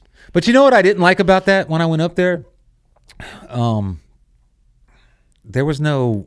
Everybody was just in their own little zone. There was no like, I thought it would be like more, hey, what's up? Yeah. I mean, there was with the It was just like, and Greg like, was up there and Don. and there was one guy that fucking killed my deer that I was happy for him, but he acted like he didn't want to talk to me. Like, Dom Reloaded said, don't you think CWD would have wiped out most of the settlers if it was an issue? That's what I'm saying. Like, guys who hunt normally in places where CWD is rampant. We're talking about, I mean, Steve Ranella hunts primarily in the Midwest. Yeah. And that CWD's been there. He still eats his meat. Yeah. I don't know, man. Like, and I trust Steve Ranella more than I trust the fucking government of the United States or North Carolina. I don't know. I don't know how I feel. Ain't that some shit? We trust. Actually, I mean, I'm not saying that to be a smartass. I fucking trust what he says about it over the fucking CDC or the World Health Organization or any of them fucking yahoos. Cody H says instructions say to bag and turn in the head. Well, they have a specific bag they put it in. They attach your license number to it. So I don't see anyone getting back the wrong head. But I don't think you get it back unless you're mounting it. But if it's a buck, that's the thing that sucks. It's gonna be a skull cap mount. That's what's going to fuck people up. You can't do your normal trophy mount. You gotta taking that deer to the house. You got to cap it. Yeah, taking him to the house. You ain't taking my motherfucking buck. Fuck that. You can. No, I will follow every rule and regulation because that's what good citizens do. We follow the rules, like communists. Thankfully, I live in Cumberland, but I'm saying, like, what's to say I'm not hunting an area that's in Hoke? But technically, by the rules, you can't bring that deer to the check station. I don't know, but I can tell you this, in all honesty, this whole subject bores the shit out of me. All right, bet. So moving on. Don't keep talking about it because there's people engaging, but if I'm sitting here like falling asleep just because. I'm trying to clarify just to everyone. Yeah, I got you, man. I got you. It's coming, man, and it's going to be a thing that we have to deal with, whether we want to or not. And all we know now is, I'm going to tell you straight up, I fucking submitted it. Don't be expecting to get your results back on time. Don't get mad if they don't come back. But they can stick a fucking tube up your nose and tell you in 2 seconds if you got fucking COVID. But CWD, no, we ain't got to take 6 weeks. Here's the thing. Yes, they can test. There's another place where you can get it tested, but I think some of the fire stations. But then you got to look at the transport rules. Can you bring that deer out of? Do they have a rapid test? I'll set up. I'll make a business out of it. Give me fucking $20. I'll tell you if your shit's got CWD. I don't think they do. They got to send it to a lab and do the whole. It's in the lymph nodes or whatever. So, I don't know. Steve Ranella's eating deer that are in a CWD area, and he ain't worried about it. Still gonna eat my deer. Then fuck it. I'm probably gonna dig into that doe this week because she fucking had some nice meat on her, man. But it's just, I don't know, man. It stressed me out a lot at first, but I don't. Honestly, the more and more we get into it, I'm not that. Well, if I kill a deer and anybody wants deer meat, come and get it. I mean, I'm leaving. You can't hold on to it anymore. I'm leaving, and I don't really care for it. Not that I don't like it. I do like it, but it's not. I like beef better. Pfizer will have a rapid test next season. And yeah, and a vaccine. There'll be a vaccine. It'll be a vaccine that you can take. And I'm sure there will be people out there, that'll fucking. I wonder if anybody ever deer hunted with a mask on. Like a deer? During COVID. Man. Dude. Like did anybody sell camouflage masks? Bro, I bet you're out there somewhere. Come on, tell us. You know what's fucked up is a lot of us wear masks. A lot of us wear masks anyway, but then you say, oh, you have to wear a mask when deer hunting. Like, fucking, I ain't wearing a mask. Yeah. That would be me. I got a mask on every time, but when you tell me I have to, I ain't doing it. It's funny because I got COVID. I had COVID last season during the rut, man. Oh, I was so pissed because I was up there. I had it bad though. No, you had it the season before. But it was during the rut, man. I got it like Halloween. I got it. Halloween night, I got real sick, and I was down until after the rut. But dude, I remember getting on the fucking hunt page every day, and it was just. Yeah, massive that was a good year, man. And that was the year I killed my bear that year. And someone was and I shot that buck in the head. Yeah, you did. With 35 yards. Back of the head. Did it drop it? Yeah. What was funny because when it hit, I heard that when you shoot a deer with a bow, you hear it. You hear that pop sound. Yep. But this made like a dong, and the deer stood up like it was standing there, and it fucking went rigid and and it fell back. It didn't run. It dropped. And then it didn't move, and so I told Randy I just shot a buck. It was low light. I mean, it was right at, it was like 35, 40 yards, and it was in the trees. And I was like, "Don't come down here. I think it might still be alive. I don't want to jump it, Yeah. But we waited and we went down there and walked up on it, and no shit, that you saw the picture. It was right in the back. Right in the back of the and dome. the only thing I can think that happened was because the deer was, I had broadside, okay, and I was aiming right at its body. Yeah. But there were some branches in the way, so I'm thinking that on the way there, the arrow hit a branch and it went, because the deer was sniffing in a scrape. Yeah. Now he might have heard the bow hit, and then in a split second lifted his head up and turned his head that way, and then I was really off. But I mean, I'm not really that off. That would be like fucking 2 feet off. Yeah. You know what I mean? So I think it hit a branch and got him in the head, but Oh man. it still was a badass shot. So what do you feel about these bears people been seeing, man? I think they need to open up season on them. What is it? Why won't they? Is there a reason why they don't have a bear season on Bragg? I don't know. That's a good question. Population, anybody out there maybe? know? Jonathan, you out there? I don't know. He's tuning in. I know it's a bear sanctuary, is always heard, and I'm like, okay, Yeah. I've never seen one. And I'm gonna be honest with you, I shot a nice bear, but I felt bad. I really did. I felt bad. Oh, so we got a couple from Jonathan. I want to hear here. So he says, get a good age structure if you're trophy hunting, but don't use cull buck as an excuse to shoot a deer. Shoot whatever gets you excited. Now he said, okay, for the CWD, you can skin it out the skull. You won't be limited to a skull mount.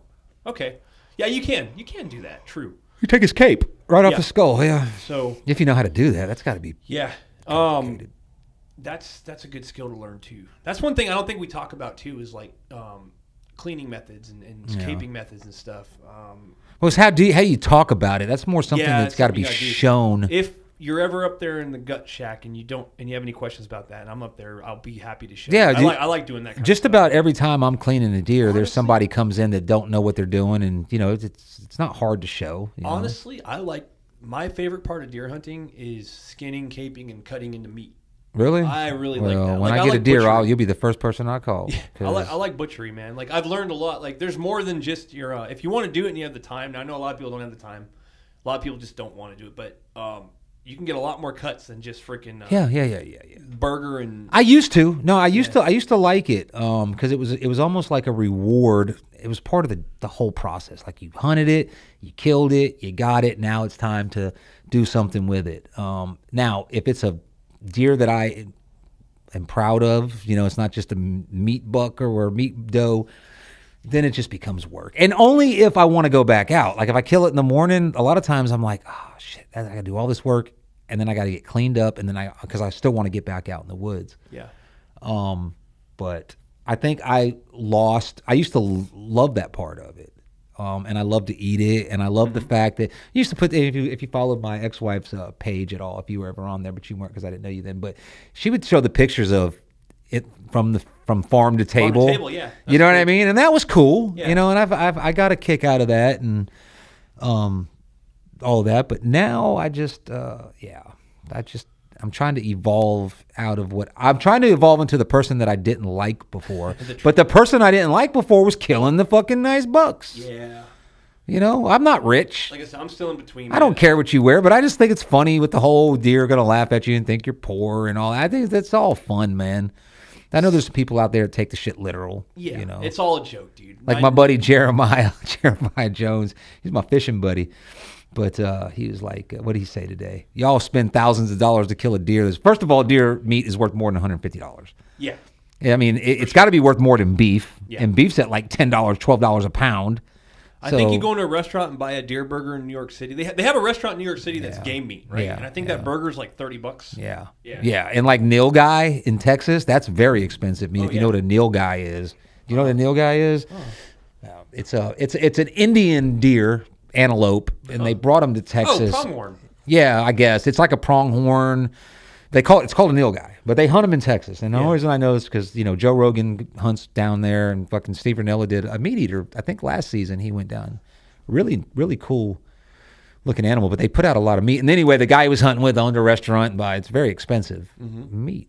So the deer meat is worth a lot more than your fucking steroided fucking beef. Yeah. Oh, yeah. Because I'm going to tell you right now, $10 a pound for beef, you're buying that fucking shit that's got trembling and antibiotics out the fucking ass. You know what I'm saying? Because if you go to the butcher in Dunn, the organic butcher in Dunn, shit, you might be paying like as much as $15, $20 a pound, but it's all organic. Chris Murdoch says, I am poor. The only thing I wear in the woods now is a blaze vest. Hell yeah, get it. I mean, hell, man, it doesn't matter. Well, I don't think, okay, so I think anybody that's on the Fort Bragg Hunt Club page is not, is maybe they're not poor. Like, we're not like begging for money, but nobody's a fucking millionaire. Yeah. You know what I mean? Everybody's blue collared. Whether you make, there's not a big difference between $40,000 and $100,000 a year. There's not a big difference. No.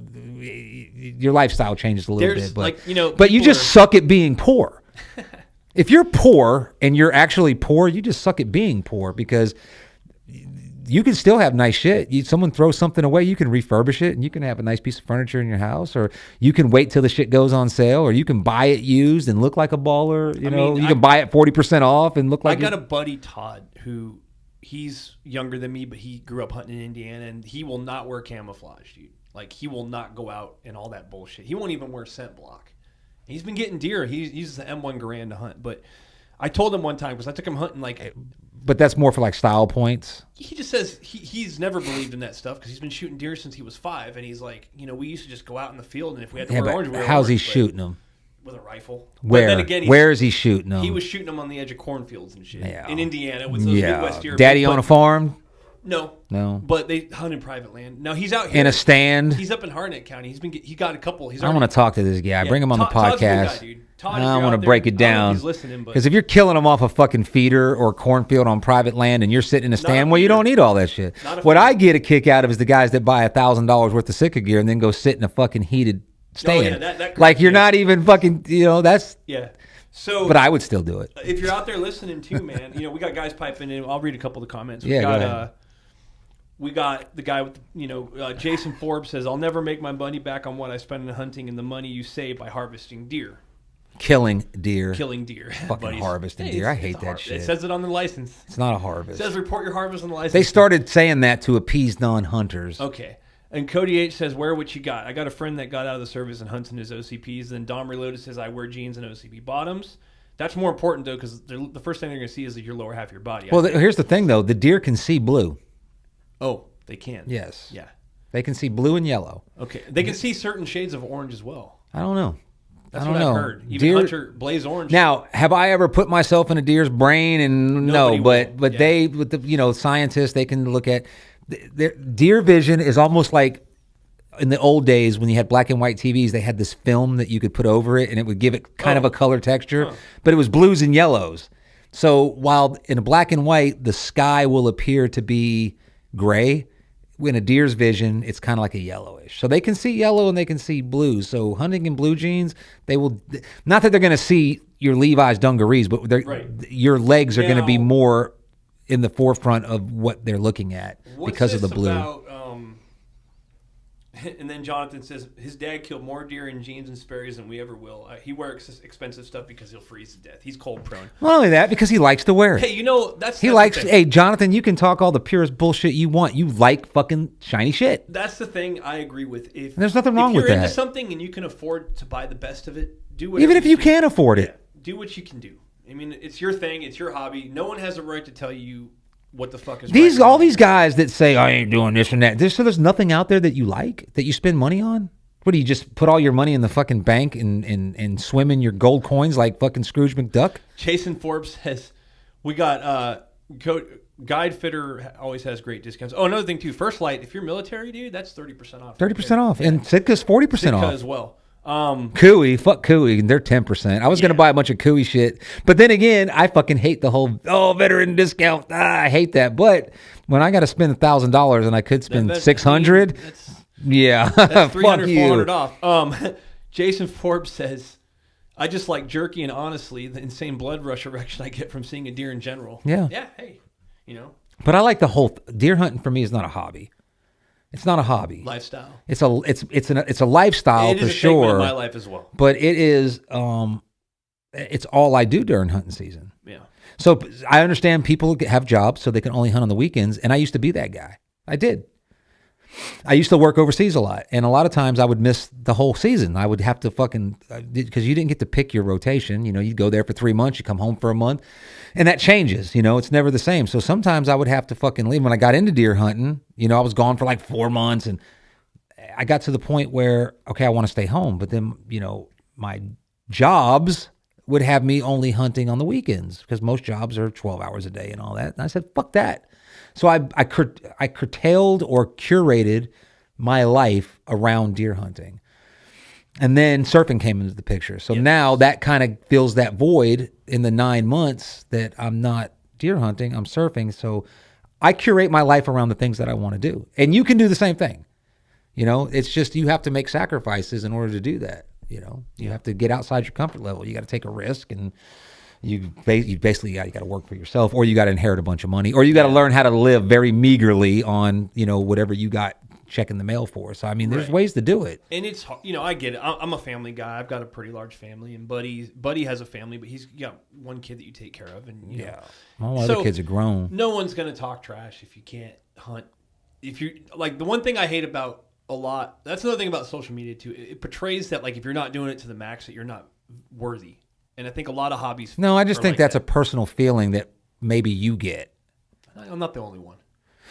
But yeah, you know, I guess. I mean, what I'm here to say is that doesn't fucking matter. Yeah, you do something that you like. What I think a lot of people do today, and I think this is where me and you butt heads a lot, because you take your opinion, right, and you think that that's the way it is. Yeah, and you know, you've taught me to not think like that. Yeah, you know, a little bit, I hope, because that's a lot of times I agree with your point, but I feel like, nah, I can't let this go, because you think that social media is this and that, and people are doing that's the way you feel. If you feel like influencers are making hunting look like something else, that's the way you see it. I don't see it that way. You know what I'm saying? I see it totally different. I look at a guy who's doing that, and I'm like, fuck, I wish I was him. He's making money. Matter of fact, I had a meeting today. I'm not going to get too much into the details. Jonathan, if you're watching, chime in. Can I tell him about this? Anyway, I'll wait for him to say. But I'm trying to find a way into the hunting industry, but not just a piggyback. You know, we found a way to. Is what you're telling me about? Innovative. It's innovative. Went and met with Brandon Jordan. If you need any welding done or modifications, you got a muffler or something like that, or you want a trailer built, fixed, anything, go see Brandon Jordan. Yeah. He's on the page. He's a good dude. I just met him today, but you can tell when someone's just when they're good people. Seems like an honest guy. I've been talking to Brandon for years. Yeah, a couple years now. Yeah. Oh, I got your arrow. Oh, he said he found an arrow. Ago, yeah. Yeah. It's in my Jeep. Yeah. Fuck. He said very briefly. Very briefly. So I'm only going to mention it to the point where I want to find a way to where I can be involved in deer hunting and make money. Yeah. And when I say make money, something I can do outside of roofing and construction and all that other shit. And so I think we found a way, because. You know, don't give anyone your idea now. I agree. No, I'm not giving nobody the idea, but I think there is a way that a lot of people think about. There's a lot of deer hunters that look at saddle hunting, and they don't like it, and it's too much work, or they don't like to stay on. I think this version of it's going to bring a lot of those climber guys into it. It's going to bridge that gap, and that's all I'm going to say about it. I'm very excited about it. I don't know how long it's going to take us, but we've got to do a lot of fucking demo, and testing and stuff. But I would like to find a way into to the business, so that maybe along with this product comes a YouTube channel and videos and shit. If it was successful, and now I become a guy that's like one of these people that fucking Matt Ranella's complaining about, he can eat a big fat dick. You know what I'm saying? I mean, obviously the dude it's his brother who's famous. You can't tell me that he's not reaping some benefit from that. Yeah, he's just being the alter ego, because you know, honestly, him putting that out. He says that's enough, Jonathan. Yeah. But him putting that out is going to further the people who like Steve Ranella even further to support him. Maybe that was bullshit. Like one guy said, I think it's just something to stir the pot. You know, when he puts something like that out, he knows there's going to be multiple opinions. Right. You know what I'm saying? But if he really feels that way, Matt Ranella, which you probably never see this, but if that's how you really feel about it, eat a dick. Yeah. You know, your brother's awesome and you suck. I mean, I think that's the dream. That's the dream of everyone. You know, everyone wants. No, Matt Ranella is actually a cool dude. I know more about him than just that article, but to see that surprised me. I understand what he's getting at. Right. If that was the case, I think that he's taken a very small thing and making it like he's trying to be important. Like, no post November. Like, don't post. Fuck that. I kill a goddamn buck. You all gonna know about it. You know what I'm saying? I'm putting that shit out there. Yeah. So Cody H says, be a guide, take a GoPro, make a YouTube channel. He says, Buddy is entertaining and much like the humble beginning of this podcast, make people want to watch you. Yeah. Thank you. If you're new to this podcast, we started out with like fucking 4 views. Yeah. We're up to 22. It's not much. We're still lingering under 200 subscribers, but I mean. But that's all organic. Like Yeah. we could have thousands of subscribers right now if we just spent the money. Right, but you know what? We're not that into it. I don't want to. We just want it to do its own thing. Yeah. But thank you to all, because I mean we got people that tune in every fucking time. So yeah, appreciate y'all. And it's good. I mean, honestly, if I was not sitting in this seat doing this, I would be watching it. Yeah. You know, I don't think that we're boring. I mean, I think I'm charismatic, and I think I'm God's gift to the world. But I mean, that kind of, I'm just saying. I think it's very good, and I like the fact that it's organic. Everybody that we got 200 subscribers, most of those people, they know, if they don't know us personally, I mean, we post so much on the page, you can kind of tell. You know what I'm saying? Right. Like there's guys commenting on shit that probably have never met Randy, but somebody made a comment was like, Randy would kill it just on the fucking shit, you know? It's fucking funny. Buddy Art says best thing, these fellas are 100% real. That's true, man. We're us, man, and there's no until somebody comes in with some money and wants me to be something else, and then I'll sell my soul. I won't change myself. That's Buddy, man. Yeah. Y'all should, if you've been watching, you should know by now. Buddy would fucking sell his soul. I've been waiting for the devil to show up since I saw "Oh God, You Devil" with George Burns. Like, when's the devil going to show up? But I think he would be all right. But Ray Webb says this is for the guys hunting Bragg. Anyhow, we don't need thousands watching it. I agree with that too. Well. It is for the guys hunting Bragg now because we are. So when we first started the podcast, it was out of hunting season, and we talked about everything. We just talked about like life. We talked about everything, you know, surfing. We talked about whatever was in the world, what was fucking pissing you off that day, what was pissing me off. But we're talking about our life, and our life is obviously when deer hunting season in. We're going to talk about deer hunting, and we realized that people want to hear about hunting. Yeah, during hunting season. But when hunting season's out, you know, and everything morphs. So, you know, I would like to do a hunting, and I thought about this because I remember whenever we talked about, me and Jonathan had talked about this before. Yeah. A hunting podcast, I don't know if I could do a hunting podcast 365. Right. Because you can't hunt 365. You can't talk about hunting 365. Now, if I had the budget to where we could follow the hunting seasons in, like, say, you know, Louisiana duck or Nicaragua duck. Like, I'm going to be in Nicaragua. I just found out Nicaragua is one of the fucking meccas for duck hunting in, like, May because, you know, it's reversed. I never been duck hunting. My buddy Chase loves duck hunting. Jonathan loves duck hunting. Maybe I'll try it. Maybe I'll love it. Maybe I'll like living there, and that'll kind of fill a void. But in order for me to do hunting 365, I got to be hunting 365. Right. And I don't know. I don't know. I've tried hunting other species. I really like hunting deer.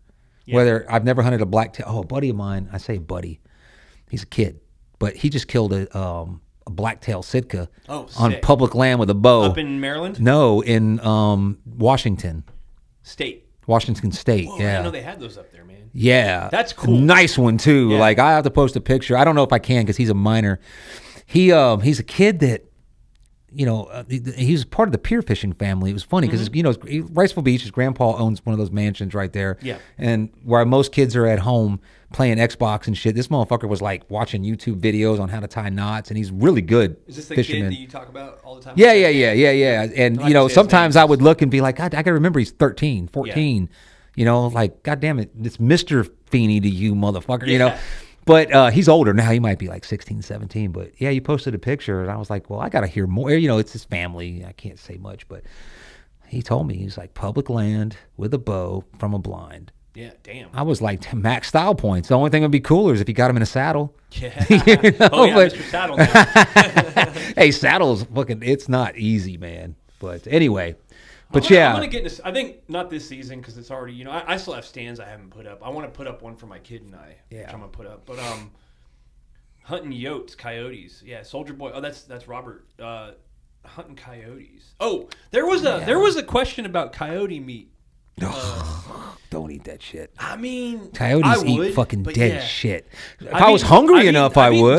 I've had dog, and dog's actually pretty fucking good, man. It tastes like greasy ass fucking meat, man. I've eaten it too. The people who think deer, but dogs usually eat like a domesticated dog, they're eating food. But think about coyotes. Coyotes eat like no, they're eating dead rabbits. shit. They're eating rabbits most of the time. I ain't eating Rabbits no and coyote. fucking You ever small smell a birds? coyote? Oh, fuck that. Now, if I was hungry, if it was the apocalypse, I'll eat you if you die of, not AIDS. But Ray Webb, the buddy I met up in the cool dude I met up in the, he's still in, met at the Skin Shack. He said he's got that saddle going into the woods tomorrow. Which one? Is he the one with the cruiser? I don't know. Yeah, I think he just bought a cruiser. We were talking last night. Ray's a solid dude, man. Yeah, you're going to like that cruiser if you've had like a tethered or something like that before. So, like I said, I don't think this season, but I think I might try the saddle out next season. The only thing that worries me is you said it messes with your knees a lot. What's up with the knee? Yeah, but I got bad knees. What I do to combat, well, it really depends. It's not comfortable. You're not going to get up in there and go to sleep. You're not going to be all, but that's a good thing because you're going to hunt more. Because Chris, my buddy, uses a saddle. He switched over this year. And he got the hybrid. Yeah. Yeah, but he was hunting with a tethered, what do you have, a Phantom. He was hunting with a saddle. Yeah. He's a bigger dude, too. He's got back issues as well, like leg issues, knee issues. I don't, as far as the back issues, if you're a guy with back issues, and I am a guy with, I don't have the back issues you have, but I do have sciatic, and I have the lower lumbar degenerative, and I got a bum left knee. The climber hurts my back. Yeah. Just the way you sit. It's been aggravating my sciatica, but I still like it because I can get up real high, and I'm comfortable in it. Once it's set up, I'm fine. Yeah. It's safe, especially the one that you've got, the Summit Viper. The first 3 times with the saddle for me were not excruciating, but they weren't comfortable. Mm-hmm. You got to figure out your fit. Everybody's different, and you've got to, some people want the tether high. I like mine now. I've had it low. I don't really feel, even though you're tethered to the tree. Yeah, it's the safest way to climb or be in a tree, because if you fall, you're tied to the tree. You're there. It's not going to break. That rope is steel rope. It's not going to break. Some people like it about chest level. I like mine about eye to nose level. And then remember that piece whenever I got that backpack thing and I was like, what do y'all do with this the seat? So I took the back strap off, and so I had that back strap. And so I take that with me, and it helps me too when I'm carrying my climber, or when I was carrying the climbing sticks, because they're at the bottom of the bag. I put that thing around my waist, and it kept it from digging in my back, those fucking spikes. So when I got up there, I was like, well, shit, I wrap it around the tree, and that helps my knees. Okay. But if you get the saddle the right way, you loosen it up. I think Clint Myers chimed in on a guy. If you loosen the belt and you loosen the lathe straps and you kind of pull it down, it becomes more of a seat. And then you can sit. And what I use is a ring of steps, and so I can put my feet on the ring of steps, and I can sit. Okay. And if you put that back, I got that Cruiser's got that. I'm sure that other people make it, but I ordered the back strap, the recliner strap. So now I literally will sit, and with the tree right here, not on my nuts, because I got my feet on the ring of steps, and I can sit back like this. Have you done an all-day sit in your saddle yet? Fuck no. No? Okay. No. That's why anybody out there, if you're on the chat right now, if you've actually done an all-day sit. Probably never gonna. Yeah. No. That's what I'm wondering about, because constriction or what? I mean, does it cut off your circulation? Or? You're gonna move a lot. You know what I mean? Because you can only stand for so long. Yeah. And then with the saddle you lean, so you can tighten up your Prusik knot, or if you got a Kong duck, you can tighten it up so you can be this far off the tree and you can stand, and then you can let it out. And like the platform that I'm not using it, but they make a platform, the Cruiser. It's got angled back, so your feet aren't getting, and your feet are on the edge. Yeah. It can but so that's angled. There's different things you can do. You can sit sideways. Oh. I've sat sideways, and so the tree's right here. Yeah. And I've laid my head down because I got tired and needed to take a little nap. But even that, after 20 minutes, you're not. You just got to find it. You're hunting. Remember, you're hunting. So this system is designed for hunting. It's not designed for lounging. Obviously. So far, my favorite setup is a good hang-on. I like hang-on stands a lot, but the problem is on Bragg, it's public, so you got to take the risk. If you put your hang-on out, you take the risk of it getting stolen, even though it's locked up. But then, too, it's a lot to get a hang-on properly set up. Hang-ons are more comfortable because the way you're sitting. Think about the way you're sitting. You're sitting on a nice, the thing that folds down. Yeah. Usually it's like rubber mesh, which is my saddle's made out of, which is why I like the Cruiser. Your knees are at a good height, and you kind of use the tree as your back, and you can kind of sit there. But it's good for archery, though. Yeah. And but you can't fall asleep in that bitch. No, you'll end up hanging from your fucking tether. Yeah. That's why I started really, I hate to say this, but I didn't used to hook in, tie off to the tree a lot, which was fucking stupid. But now I do every time. Yeah. First of all, you have to. It's like I sat down. Let's not one get night- into that. Let's skip all the legal I just shit. sat one night and I read the entire regulation from top to bottom, just so I knew. And yeah, you got to be tied on regardless. Whatever. Yeah. But You should in a lock on. yeah, In a summit, I mean, you gotta. It'd be hard to jump out of that motherfucker. Yeah. So do what you but want. still, like, you know, that was the thing. I got one time I was real fucking tired, and I've been going on, I think, a 10-day straight hunting and surfing thing. Mm-hmm. And I was sitting up there, and I remember I nodded, and I almost fell out of the damn. Yeah. I almost fell face first out of a fucking 30-foot hang on. Yeah. And I caught myself. I was like, whoa, shit. So I made a little ghetto rig to fucking tie on, you know. But yeah, that's the only thing I don't like about The first time I ever hunted a lock on was actually Sam Bone. This was years ago. He had one in an area, and I sat in it, and I didn't bring a mat. It was a metal seat, and that was the first mistake. But I didn't know anything about it. I was a new hunter, and I went out there and sat in it, and I started falling asleep. And I'm like, I don't know, 15, 20 feet off the ground. So I ended up tying myself to the fucking tree with the 550 cord. Oh, yeah. And I was able to sleep. And then I went and won a Chase Hilgendorf's that he had, and he had that bitch. He was on a leaning tree. Oh, damn. So it's like the whole time. Oh, you're like leaning forward? Yeah, if you lean forward, you're like going to fall. So I had to tie myself. So then I figured out this is where you really need. And I didn't know the rules at the time, whatever. I eventually went and got me one of those muddy straps. And that you definitely, if you're going to hunt a fucking lock on, you definitely want that fucking thing. What I like about what you've told me about saddle hunting is any trees possible. Just about. Yeah. The problem that I've found with Fort Bragg, so anybody looking to get into saddle hunting or anybody that's like, so some people out there just defending it. I'm defending it. It is a good tool. I don't think it's not necessary specifically for Fort Bragg, and I'll tell you why in a minute. But one of the things that I found is the hardwood trees. Most of the hardwood trees that I want to get in, they lean. Yeah. So how are you going to fucking get into that tree?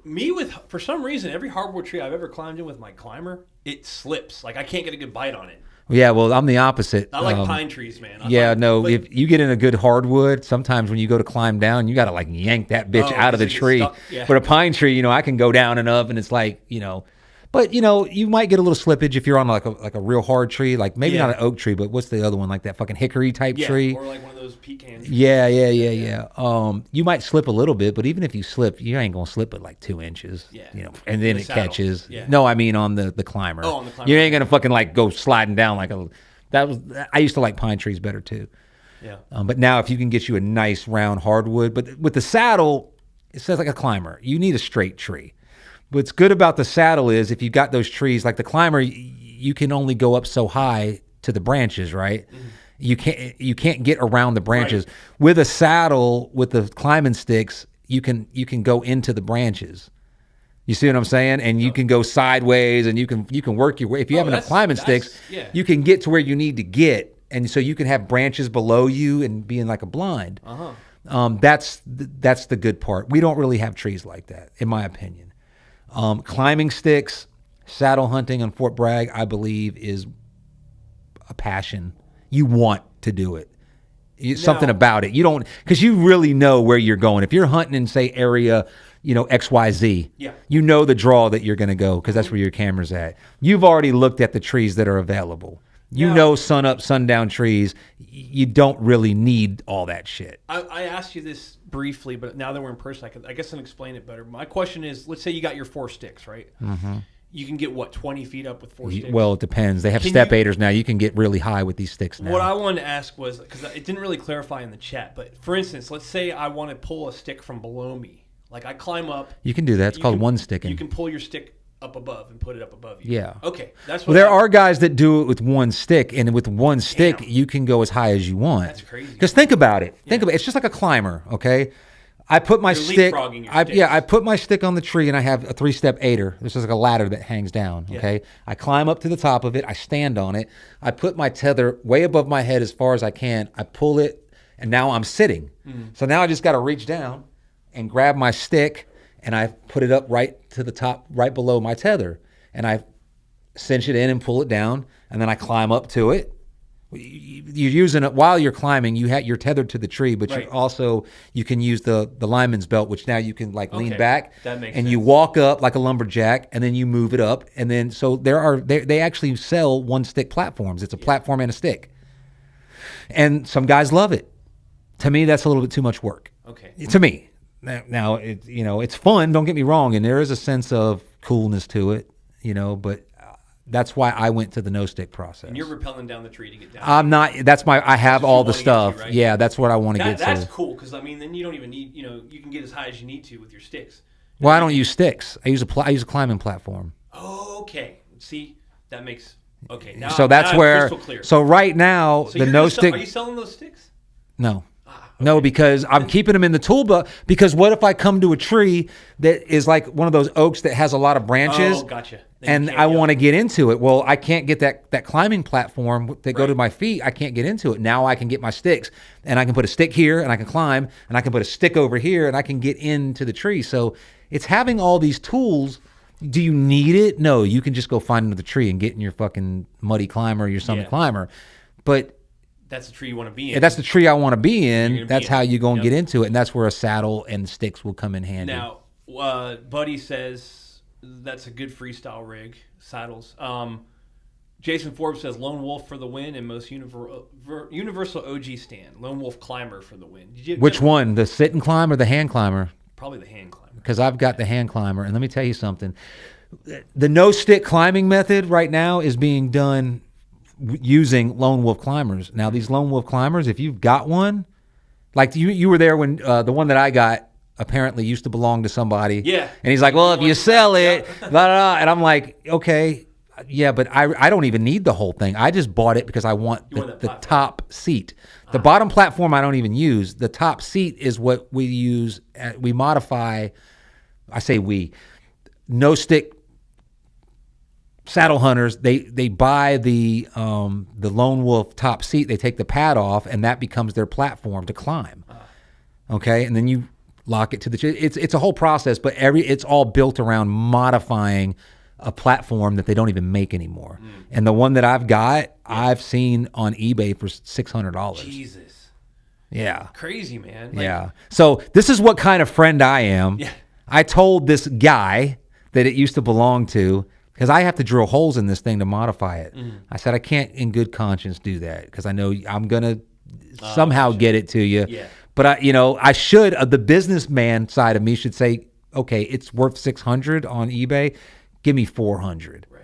And it's yours. Yeah. That's what I would do, but I'm a fucking friendly guy and I'm a loyal guy. Contrary to popular belief, Buddy's actually has a good heart. So I said last night with those boots, remember I posted those boots? Because I've got the fucking boots with the Sitka Gore pattern. You want the first and now they got the first light that matches the camo that I got. And so I sent him a picture of it and I said, if a guy turned up with these boots in a size 11, I would give him that stand. Yeah. Because I found, I bought another stand top. And just the top was...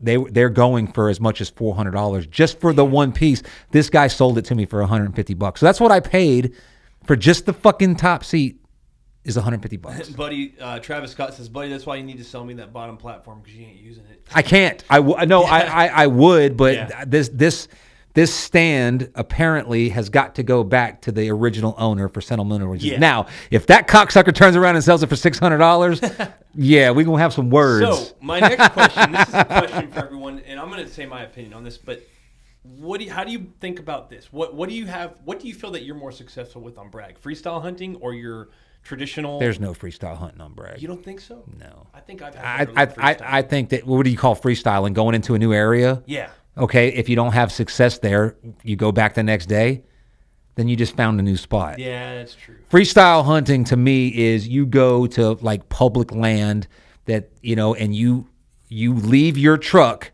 and you are walking and scouting and then you find a spot and you set up on it. You know what I'm saying? Yeah. You can quasi do that on Fort Bragg. Oh, you can't. You can do it, but the problem is once you walk a mile, you've got to sign out and sign back into another area. Yeah, that's true. So you are kind of doing that, but most guys don't.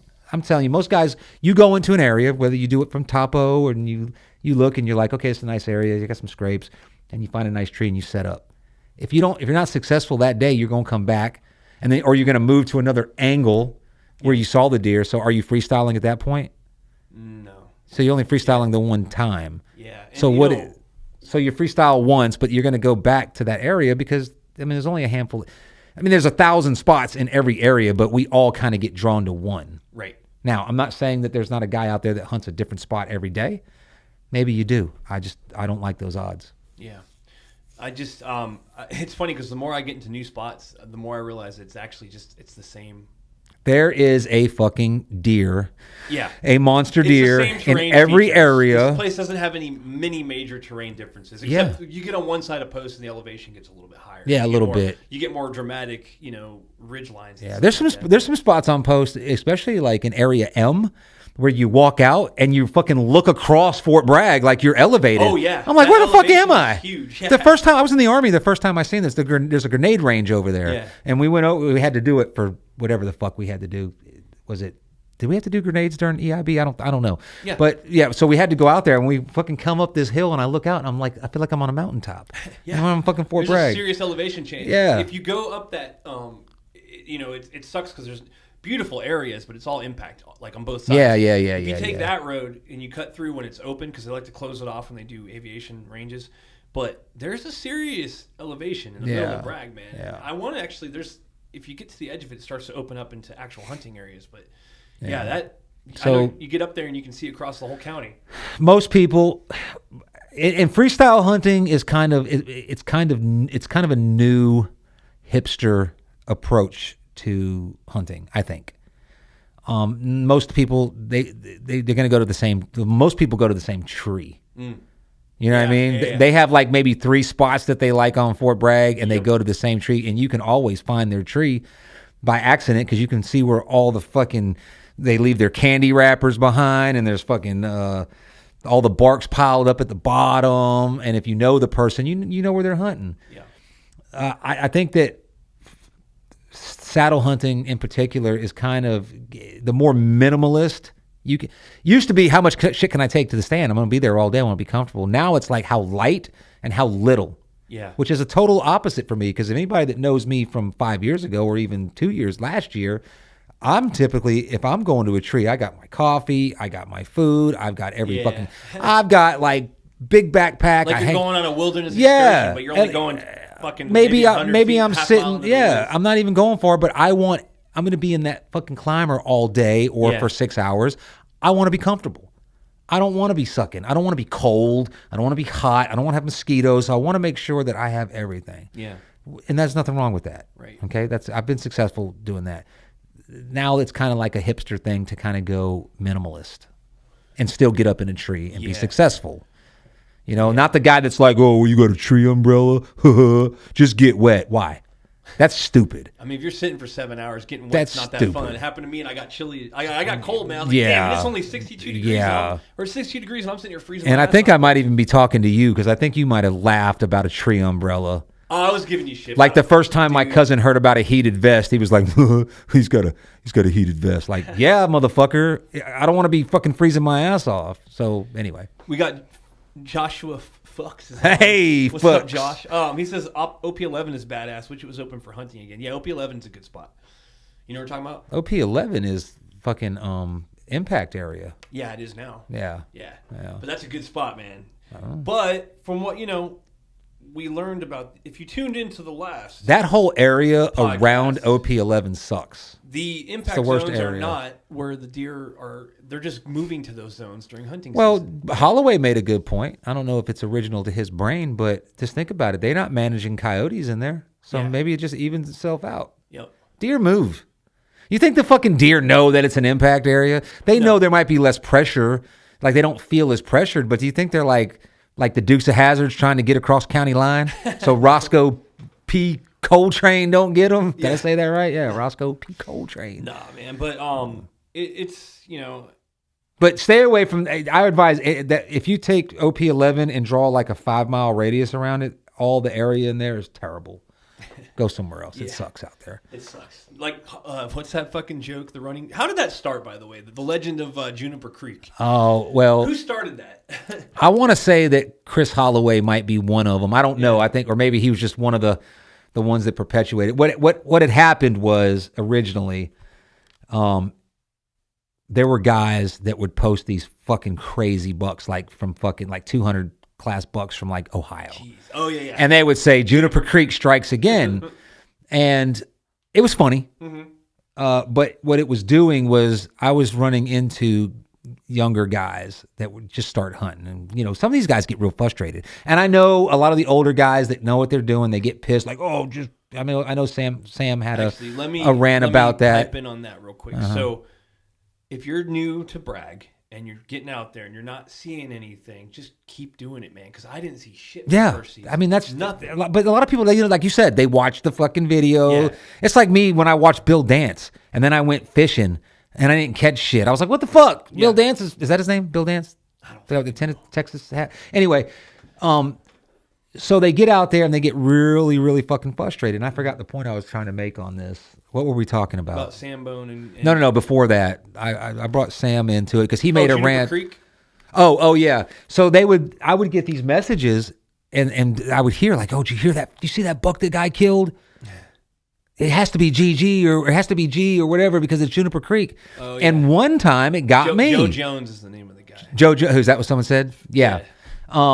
Yeah, I said old boy in the Care Bear outfit. Yeah, I remember Joe Jones being one of them. Yeah, I never met him, but I've seen he was on the page. I think he's still on the page. I don't know. And there was another guy named Joe Rue or something like that. He was anyway. I remember Joe Rue. Yeah. It got to the point where it was tricking people. Oh yeah. And I didn't like it. It's funny, but when you start getting people that are actually looking for this, and so that's where the rule came from. If it's not killed on Fort Bragg, don't post it. Don't post it. Yeah. And it's not because we don't want to see your deer that you killed in Ohio. It was because of that. Gotcha. And I just didn't think that was fair. The page is satirical, but I don't want it to be misleading. Right. You know what I'm saying? So there's like the balance there. So there's me, Mr. Anti-Rule, making a rule because I saw the effect of it, and not because I was butthurt because I fell for one of them. I was like, holy shit, you see, I think I sent it to Randy and Randy sent it to Willie. We were talking about it. And then Randy's like, oh, that's bullshit. That's not a fucking, look at the pine trees. That's not the right trees. And funny thing is so much, Juniper Creek's been hated on for so many years now as a joke. I think no one's really hunted it because of that. So no, it still produces. It's a good spot. Well, so does Bones Creek and Jumping Run Creek and Little Creek and any fucking creek that has a dense wood, like dense cover. Yeah. A deer is going to go in there for cover. Right. So you can go to any spot. Don't think that any spot is if you think that this spot is better for bigger deer, that's because the people have cameras there. Right. You know what I'm saying? If those people, if you sent fucking some of these guys, if you sent Holloway out there to a spot that don't frequently go to, he's probably going to find, if you send Randy out, he's going to fucking find where the deer are in any spot. You know what I mean? Yep. That is just something that comes with time. Yeah. And some people catch on, like Randy's eyes are better. His instincts for, okay, I didn't step on that branch and that blade of grass is bent over. So there's a trail. Oh, there's a scrape. Or his BT's on. Hey, Bennett. Hey, what's up, BT? Randy's his mindset for, we've been walking through the woods and he's looked up and said, I bet you there's a scrape in there. And we go in there and find one. I don't have that. Now I learned from that. So when I see a spot like that, I always veer off. And sometimes I find a scrape, sometimes I don't. Yeah. I learned a lot the other day with Jonathan. Like he wasn't hunting, but I was like, hey man, look at it this way. It's like you're hunting and scouting, but you're not. I'm doing all the legwork. And so I would send this and he was like, okay, go look for this and go look. And I learned a great deal, but I tell you what, that's a lot of fucking walking. Yeah. You got to get your boots on the ground, man. But that's another thing, too, for these new guys out here that are getting discouraged. They're seeing all these people post about seeing stuff and killing stuff. And they're like, well, I haven't seen shit. Fort Bragg sucks. No, this is what you do, man. And it's, like I said, my first season in Bragg, I got really discouraged. I'm like, well, fuck. What's this I keep hearing about everyone bagging out? Because my buddy moved to North Carolina. He's like, dude, because he was the guy that hunted in Louisiana with me. And he's like, man, I fucking limited out before the rut. And I'm like, damn, so I'll give it a shot. But go out, find a spot. Do your scouting on the map as much as you can. You can look at a spot from the map if you pull up the terrain. I can. And I can figure out, okay, well you can see the brush, you can see a creek, you can see the open areas, you can see the freaking almost sometimes you can see where it's been cleared up by movement, so something's going to move through there. Go in the morning, all right? Get in a tree in the morning, and then when you've sat for as long as you sat in the morning, climb down. And don't go home. Don't go home. Go walk around. Go 300 yards north of your stand. Go behind your stand. and you'll start to just figure out. And you're not, if you don't find what you're looking for in the first 30 minutes, don't get discouraged, because it took me an hour the other day to even. I was like, holy shit. Yep. I know there's deer. I see the tracks, but I'm looking for the sign, looking for the rub, I'm looking for the scrape, I'm looking for trying to pick up on a pattern. And I was out there from what time? Were you hunting that day, or was it Randy? I was like, I'm already on the ground. It was like 8:30, and I didn't go back in until like 1 o'clock. So Gary says, 5 hours. What topo features do you usually key in on? I'm trying to learn more about topo maps. So with my experience, what I look for is a heavy brush area along a creek, and I look where the elevation goes from there, because they like, from what I've seen, especially in the evening time, they like to move alongside those creeks. They like to move right outside. They come out of that brush, right? Because that's where they're bedding. They bed in the thickets. Mm-hmm. They look for the thickest stuff you can find, and then look for the stuff that looks. Think about it like you. If I were to move between point A and point B without being directly in the open, with having cover, where would I go? Because that's where they're going to be. So that's what I said. If you're walking through the woods and you're like, damn, I wonder where the deer are walking. Yeah. Look down, and you'll probably see deer tracks. You can tell if there's hardwood trees in there from the topography. All right, pine trees look more open on a map. If you see little areas of just dense trees, those are most likely acorn producing trees, fruit producing trees. So look for those, and then look at pull up the terrain where you can see the topography lines, and look for the points. Yeah. All right. See, a lot of guys don't know that. Military guys will know that because that's all we had. Yeah. Look for those points, because they'll move through those. They choose the path of least resistance, but they also choose cover. All right. That's how they move. And then when you get to those areas, when you get up in your tree, look down when you're up in the tree and look for game trails. If you don't know what a game trail looks like, it's about a 1 to 2 foot little path that's just from animals. Because animals, the reason we have roads in America is because at one point they were game trails, then they became hunting trails, and now they became traveling trails during the 1800s, and now they became roads. Because animals are going to typically travel the least resistance, so it makes sense for us to go. So they've already found the way through, like the Cumberland Gap and all that shit. So when you go into your spot in the morning, I'm going to break this down for all the guys that aren't seeing shit. Just maybe this will help you, maybe it won't. I could be 100% wrong, but I've shot deer, and this is what helps me. All right, when you go up to your spot, you're like, I'm going to try this spot. Also look for a transition point, meaning you've got a thicket, you've got a lot of open space, and you've got another thicket. All right, put yourself somewhere between those. Or where vegetation changes, where it's thick and then it might be grassy. Yes, the edge. Yeah, and look for ravines and cuts and all that stuff. Which on a topographic map, you're going to see a bunch of lines, and you're going to see V's that come to a point. Right, and in between those, that's a low area, usually a drainage area too. All right, look for those.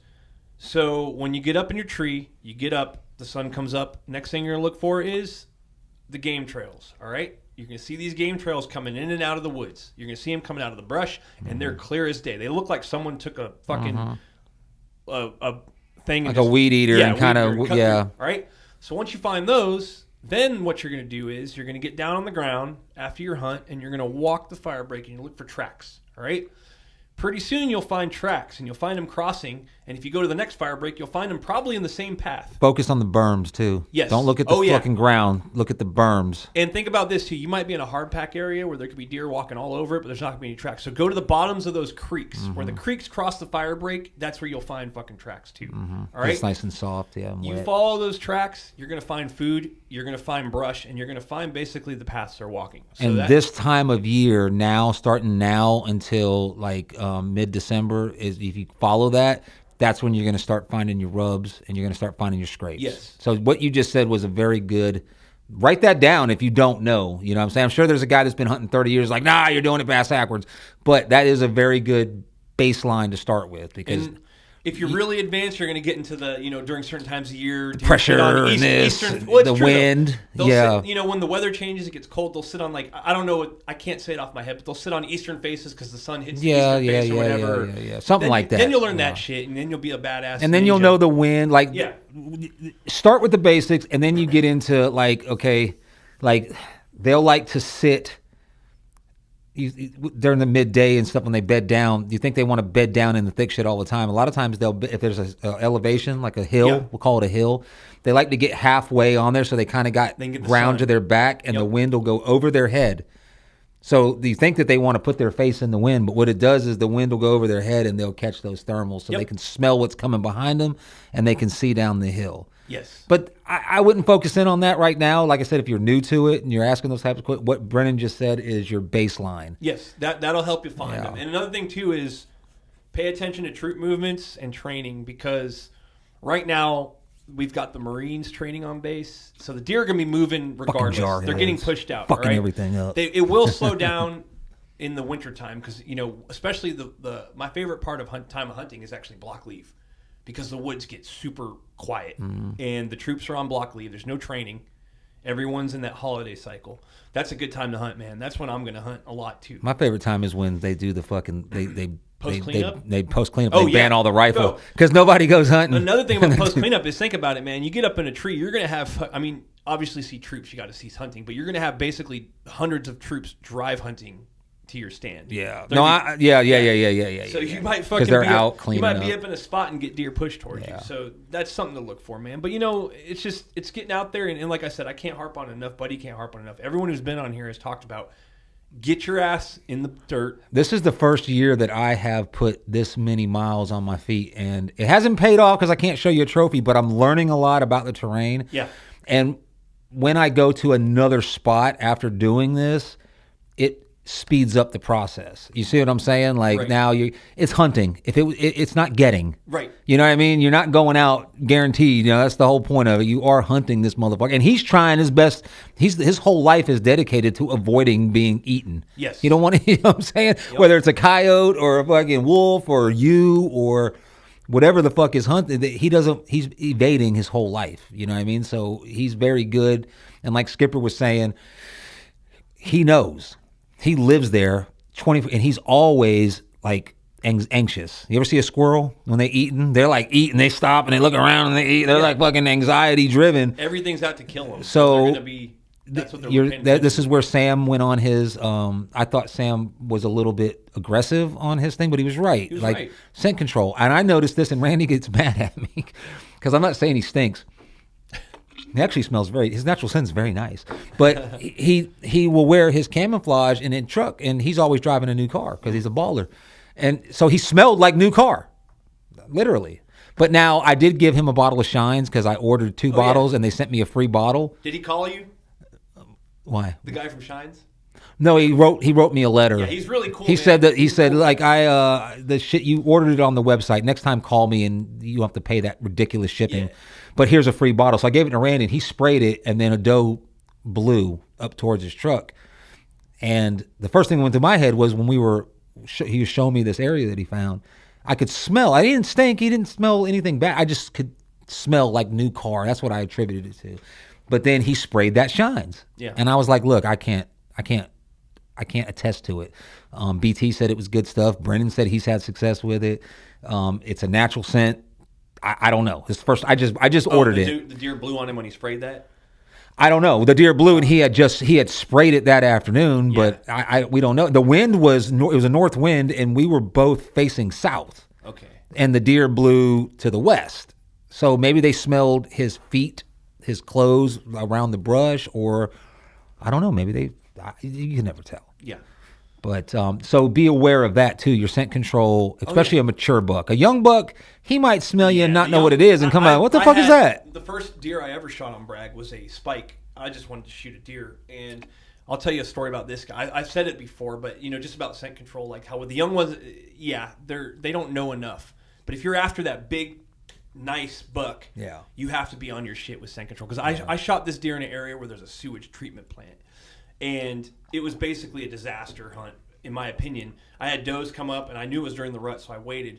And those does came up, and then here comes a fucking garbage truck. And the garbage truck is loud as shit. Spooks the does, so I'm like, well, it busted. But here comes Mr. Buck, and that area smelled like raw sewage. Like, that's another good thing about the area, though. You have natural scent cover, because it smells like sewage in there, so they're obviously not paying. They don't care about that. Yeah. But he was looking for the does. And that truck was fucking backing in, and he had didn't care about that truck at all. Right. But And he came. Well, they're kind of used to that. You got to remember how a deer smells. When you put all that scent cover on, yeah, he smells the scent cover. Yep. He smells everything. He smells your sweat. He smells your balls. He smells the saltiness in your fucking belly button. Like, he smells everything. Where you smell chili, he smells onion, garlic, chili powder, turmeric. He smells meat. He smells oil. He smells everything, and they dissect it. A younger deer may not know what your ball sweat smells like, so he may not pay attention to it. Right. Maybe he smells it and he goes out and he's like, "What the hell is that?" And then he gets the shit scared out of him. Then it logs into the computer in his brain that's a scary scent. Stay away from it. A buck that's 6, 7 years old, he's smelled it all. He's been through it all. It's logged. He's very, very aware. So if you do kill a mature buck with a bow, either it was your lucky fucking day or you're doing whatever you were doing. Keep doing it. And improve on it, because they are that. But now I say that, and I had a mature buck, and he was downwind 9 steps. What is that, 9, 10 yards from me? Yeah.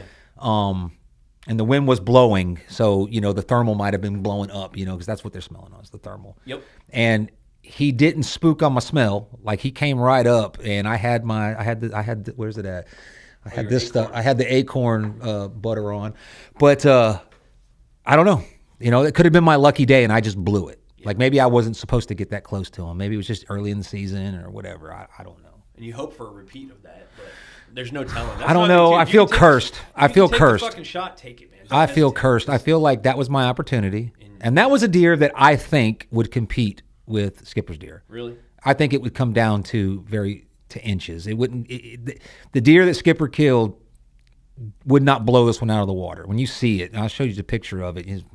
He's not split on his brow tines, and I think that Skipper's deer would beat it, but it would be a competitor. Yeah. And for me, that's a very rare opportunity, yeah. And it happened early in the season, and I feel cursed from it.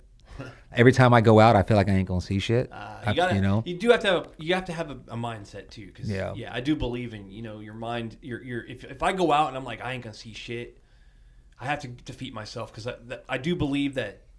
It's a stupid belief, but I believe that we can, what's the word, manifest shit. Well, I believe, I said this behind your back. Are we still on, by the way? Because we're not getting any traffic on the chat. No, because it's been 2 hours and 16 minutes. Oh, okay. And it's late, and it's a work night. But I'm going to finish with this. I did say this behind your back. I said that, because you had early in the season, you had that big fucking buck come out. Monster. But at the same time, you were just having a conversation about persimmons being the fall treat. It's like you're enjoying the nature aspect of it. Whereas I'm out there like, I want to kill. So maybe they pick up on that energy. I don't know. Yeah, like maybe the guy who's just like, you know what? I'm hunting and I wish I want to kill a big deer. Yeah. But if I don't kill a deer, I like nature and I like look, persimmons are good, and you're enjoying. You're taking it all in. Yeah. And you're relaxed, and your aura's purple, whereas mine is fucking red, fucking red. On. Like, I want to kill. But yeah, I think we should. It's 2 hours and 17 minutes, and I'm tired, man. Ray had a good point. We'll discuss this real quick. This is a big one. Ray Webb says, my issue with that is I think like that, and I don't want to sit as long. Now, that's the thing, too. Yeah. Patience.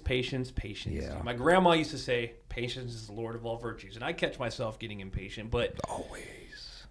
And it's always the time when I'm not paying attention when I see him. Yeah. Yep. Yeah. Always. Usually, I mean, every time I see a deer, I'm on my phone. I'm fucking around. And I hear something, and I'm like, boom. Or I fall asleep. And I wake up, and there they are, because I'm dead. Maybe they see me, and I'm sleeping, and they look at me. He ain't doing nothing. That ain't nothing. He ain't moving. Could be. Yeah. I'm not moving my head. I'm not laughing. You know how hard it is sometimes not to laugh, or you reach back and they can. Maybe you don't see them, but they see you, and then you move, and they're like, I don't know what that is. I'm gonna go the other way. But when you're just really calm and you're taking it in and you're just enjoying it, you're more relaxed, and you're not thinking about every minute. You know, and I've heard that before. One guy's like, I never killed deer. And as soon as I just said, fuck it, I'm out here. I'm going anyway. I might as well enjoy the peace and the tranquility. My wife's not around and my kids aren't fucking hassling me and I'm not working. And whether I kill a deer or not, I'm enjoying this. And boom, success. I don't know. Patience, man. Yeah. A real funny story real quick. This is funny. I didn't tell you about this, but a couple weeks ago I was out and I was in my beast spot. And I couldn't get into my email to reset my password, and I had no service through the Google internet, so I was freaking out about signing, right? Because I was like, I do not want to get banned right now. So I had to my wife's phone is the backup number for my account, right? My Gmail. So I had to call my fucking wife in the tree stand. And it's funny because my wife gets that I hunt, but she doesn't like pick up. She's like, why are you whispering? She's like laughing at me. And I'm sitting there, I'm like, I'm hunting right now. I fucking need that code. It's an emergency because it's starting to get dark. And the funny thing is as soon as I fucking said I'm hunting, I looked up and there's 3 does and they're walking out. Yeah. And I'm like, okay. And they looked right at me. And I'm like, I got deer, gotta go. Click. But it's just that when you least expect it, I was starting to get antsy and I was starting to get impatient. I was like, fuck it, I'm going to call because who cares? I'm not seeing anything right now. Right, yeah. But it's always that moment. So you just got to go in there and fucking clear your head out. You're there to hunt. This time last year I got suspended for 2 weeks. Yeah, I remember that. Yep. And you're at the kiddie pool. I was at the kiddie pool, yeah. So which is public. But anyways, yeah, get out there, man, and fucking get patient and have in your head just you want to be out there. And, try it. I can't swear patience, by grasshopper. That's what Buddy Ard says. So, yeah. Good. Hey, but you guys don't have fucking Randy Weibel in your fucking text message like, you didn't see nothing again. You ain't killed nothing. Or Buddy in your fucking text. What'd you tell me when I missed that fucking deer? You should quit hunting. He's like, you fucking blew it. You're the worst hunter in the world. You're fucked. You're never gonna fucking. That's Randy's fault. That's Randy's fault. No, it was all good, man. But hey, y'all, thanks for tuning in. Hey, get out there this week. Get out there for me because I won't be there for a couple of days. But this is the fucking week, man. So do it. Everybody, get out there and get your fucking deer. So yeah, man. Buddy, what you got? That's it. I'm done. I'm all going right, to bed. y'all. I'm going hunting in the morning. Yeah, I'm going hunting tomorrow morning. This is How Copy, and we are out. We're out. Nothing racist, Brad. We're not off yet. You fucking guy. Oh, there we go. Stop. All right. Nice, dude. I think it's still ticking.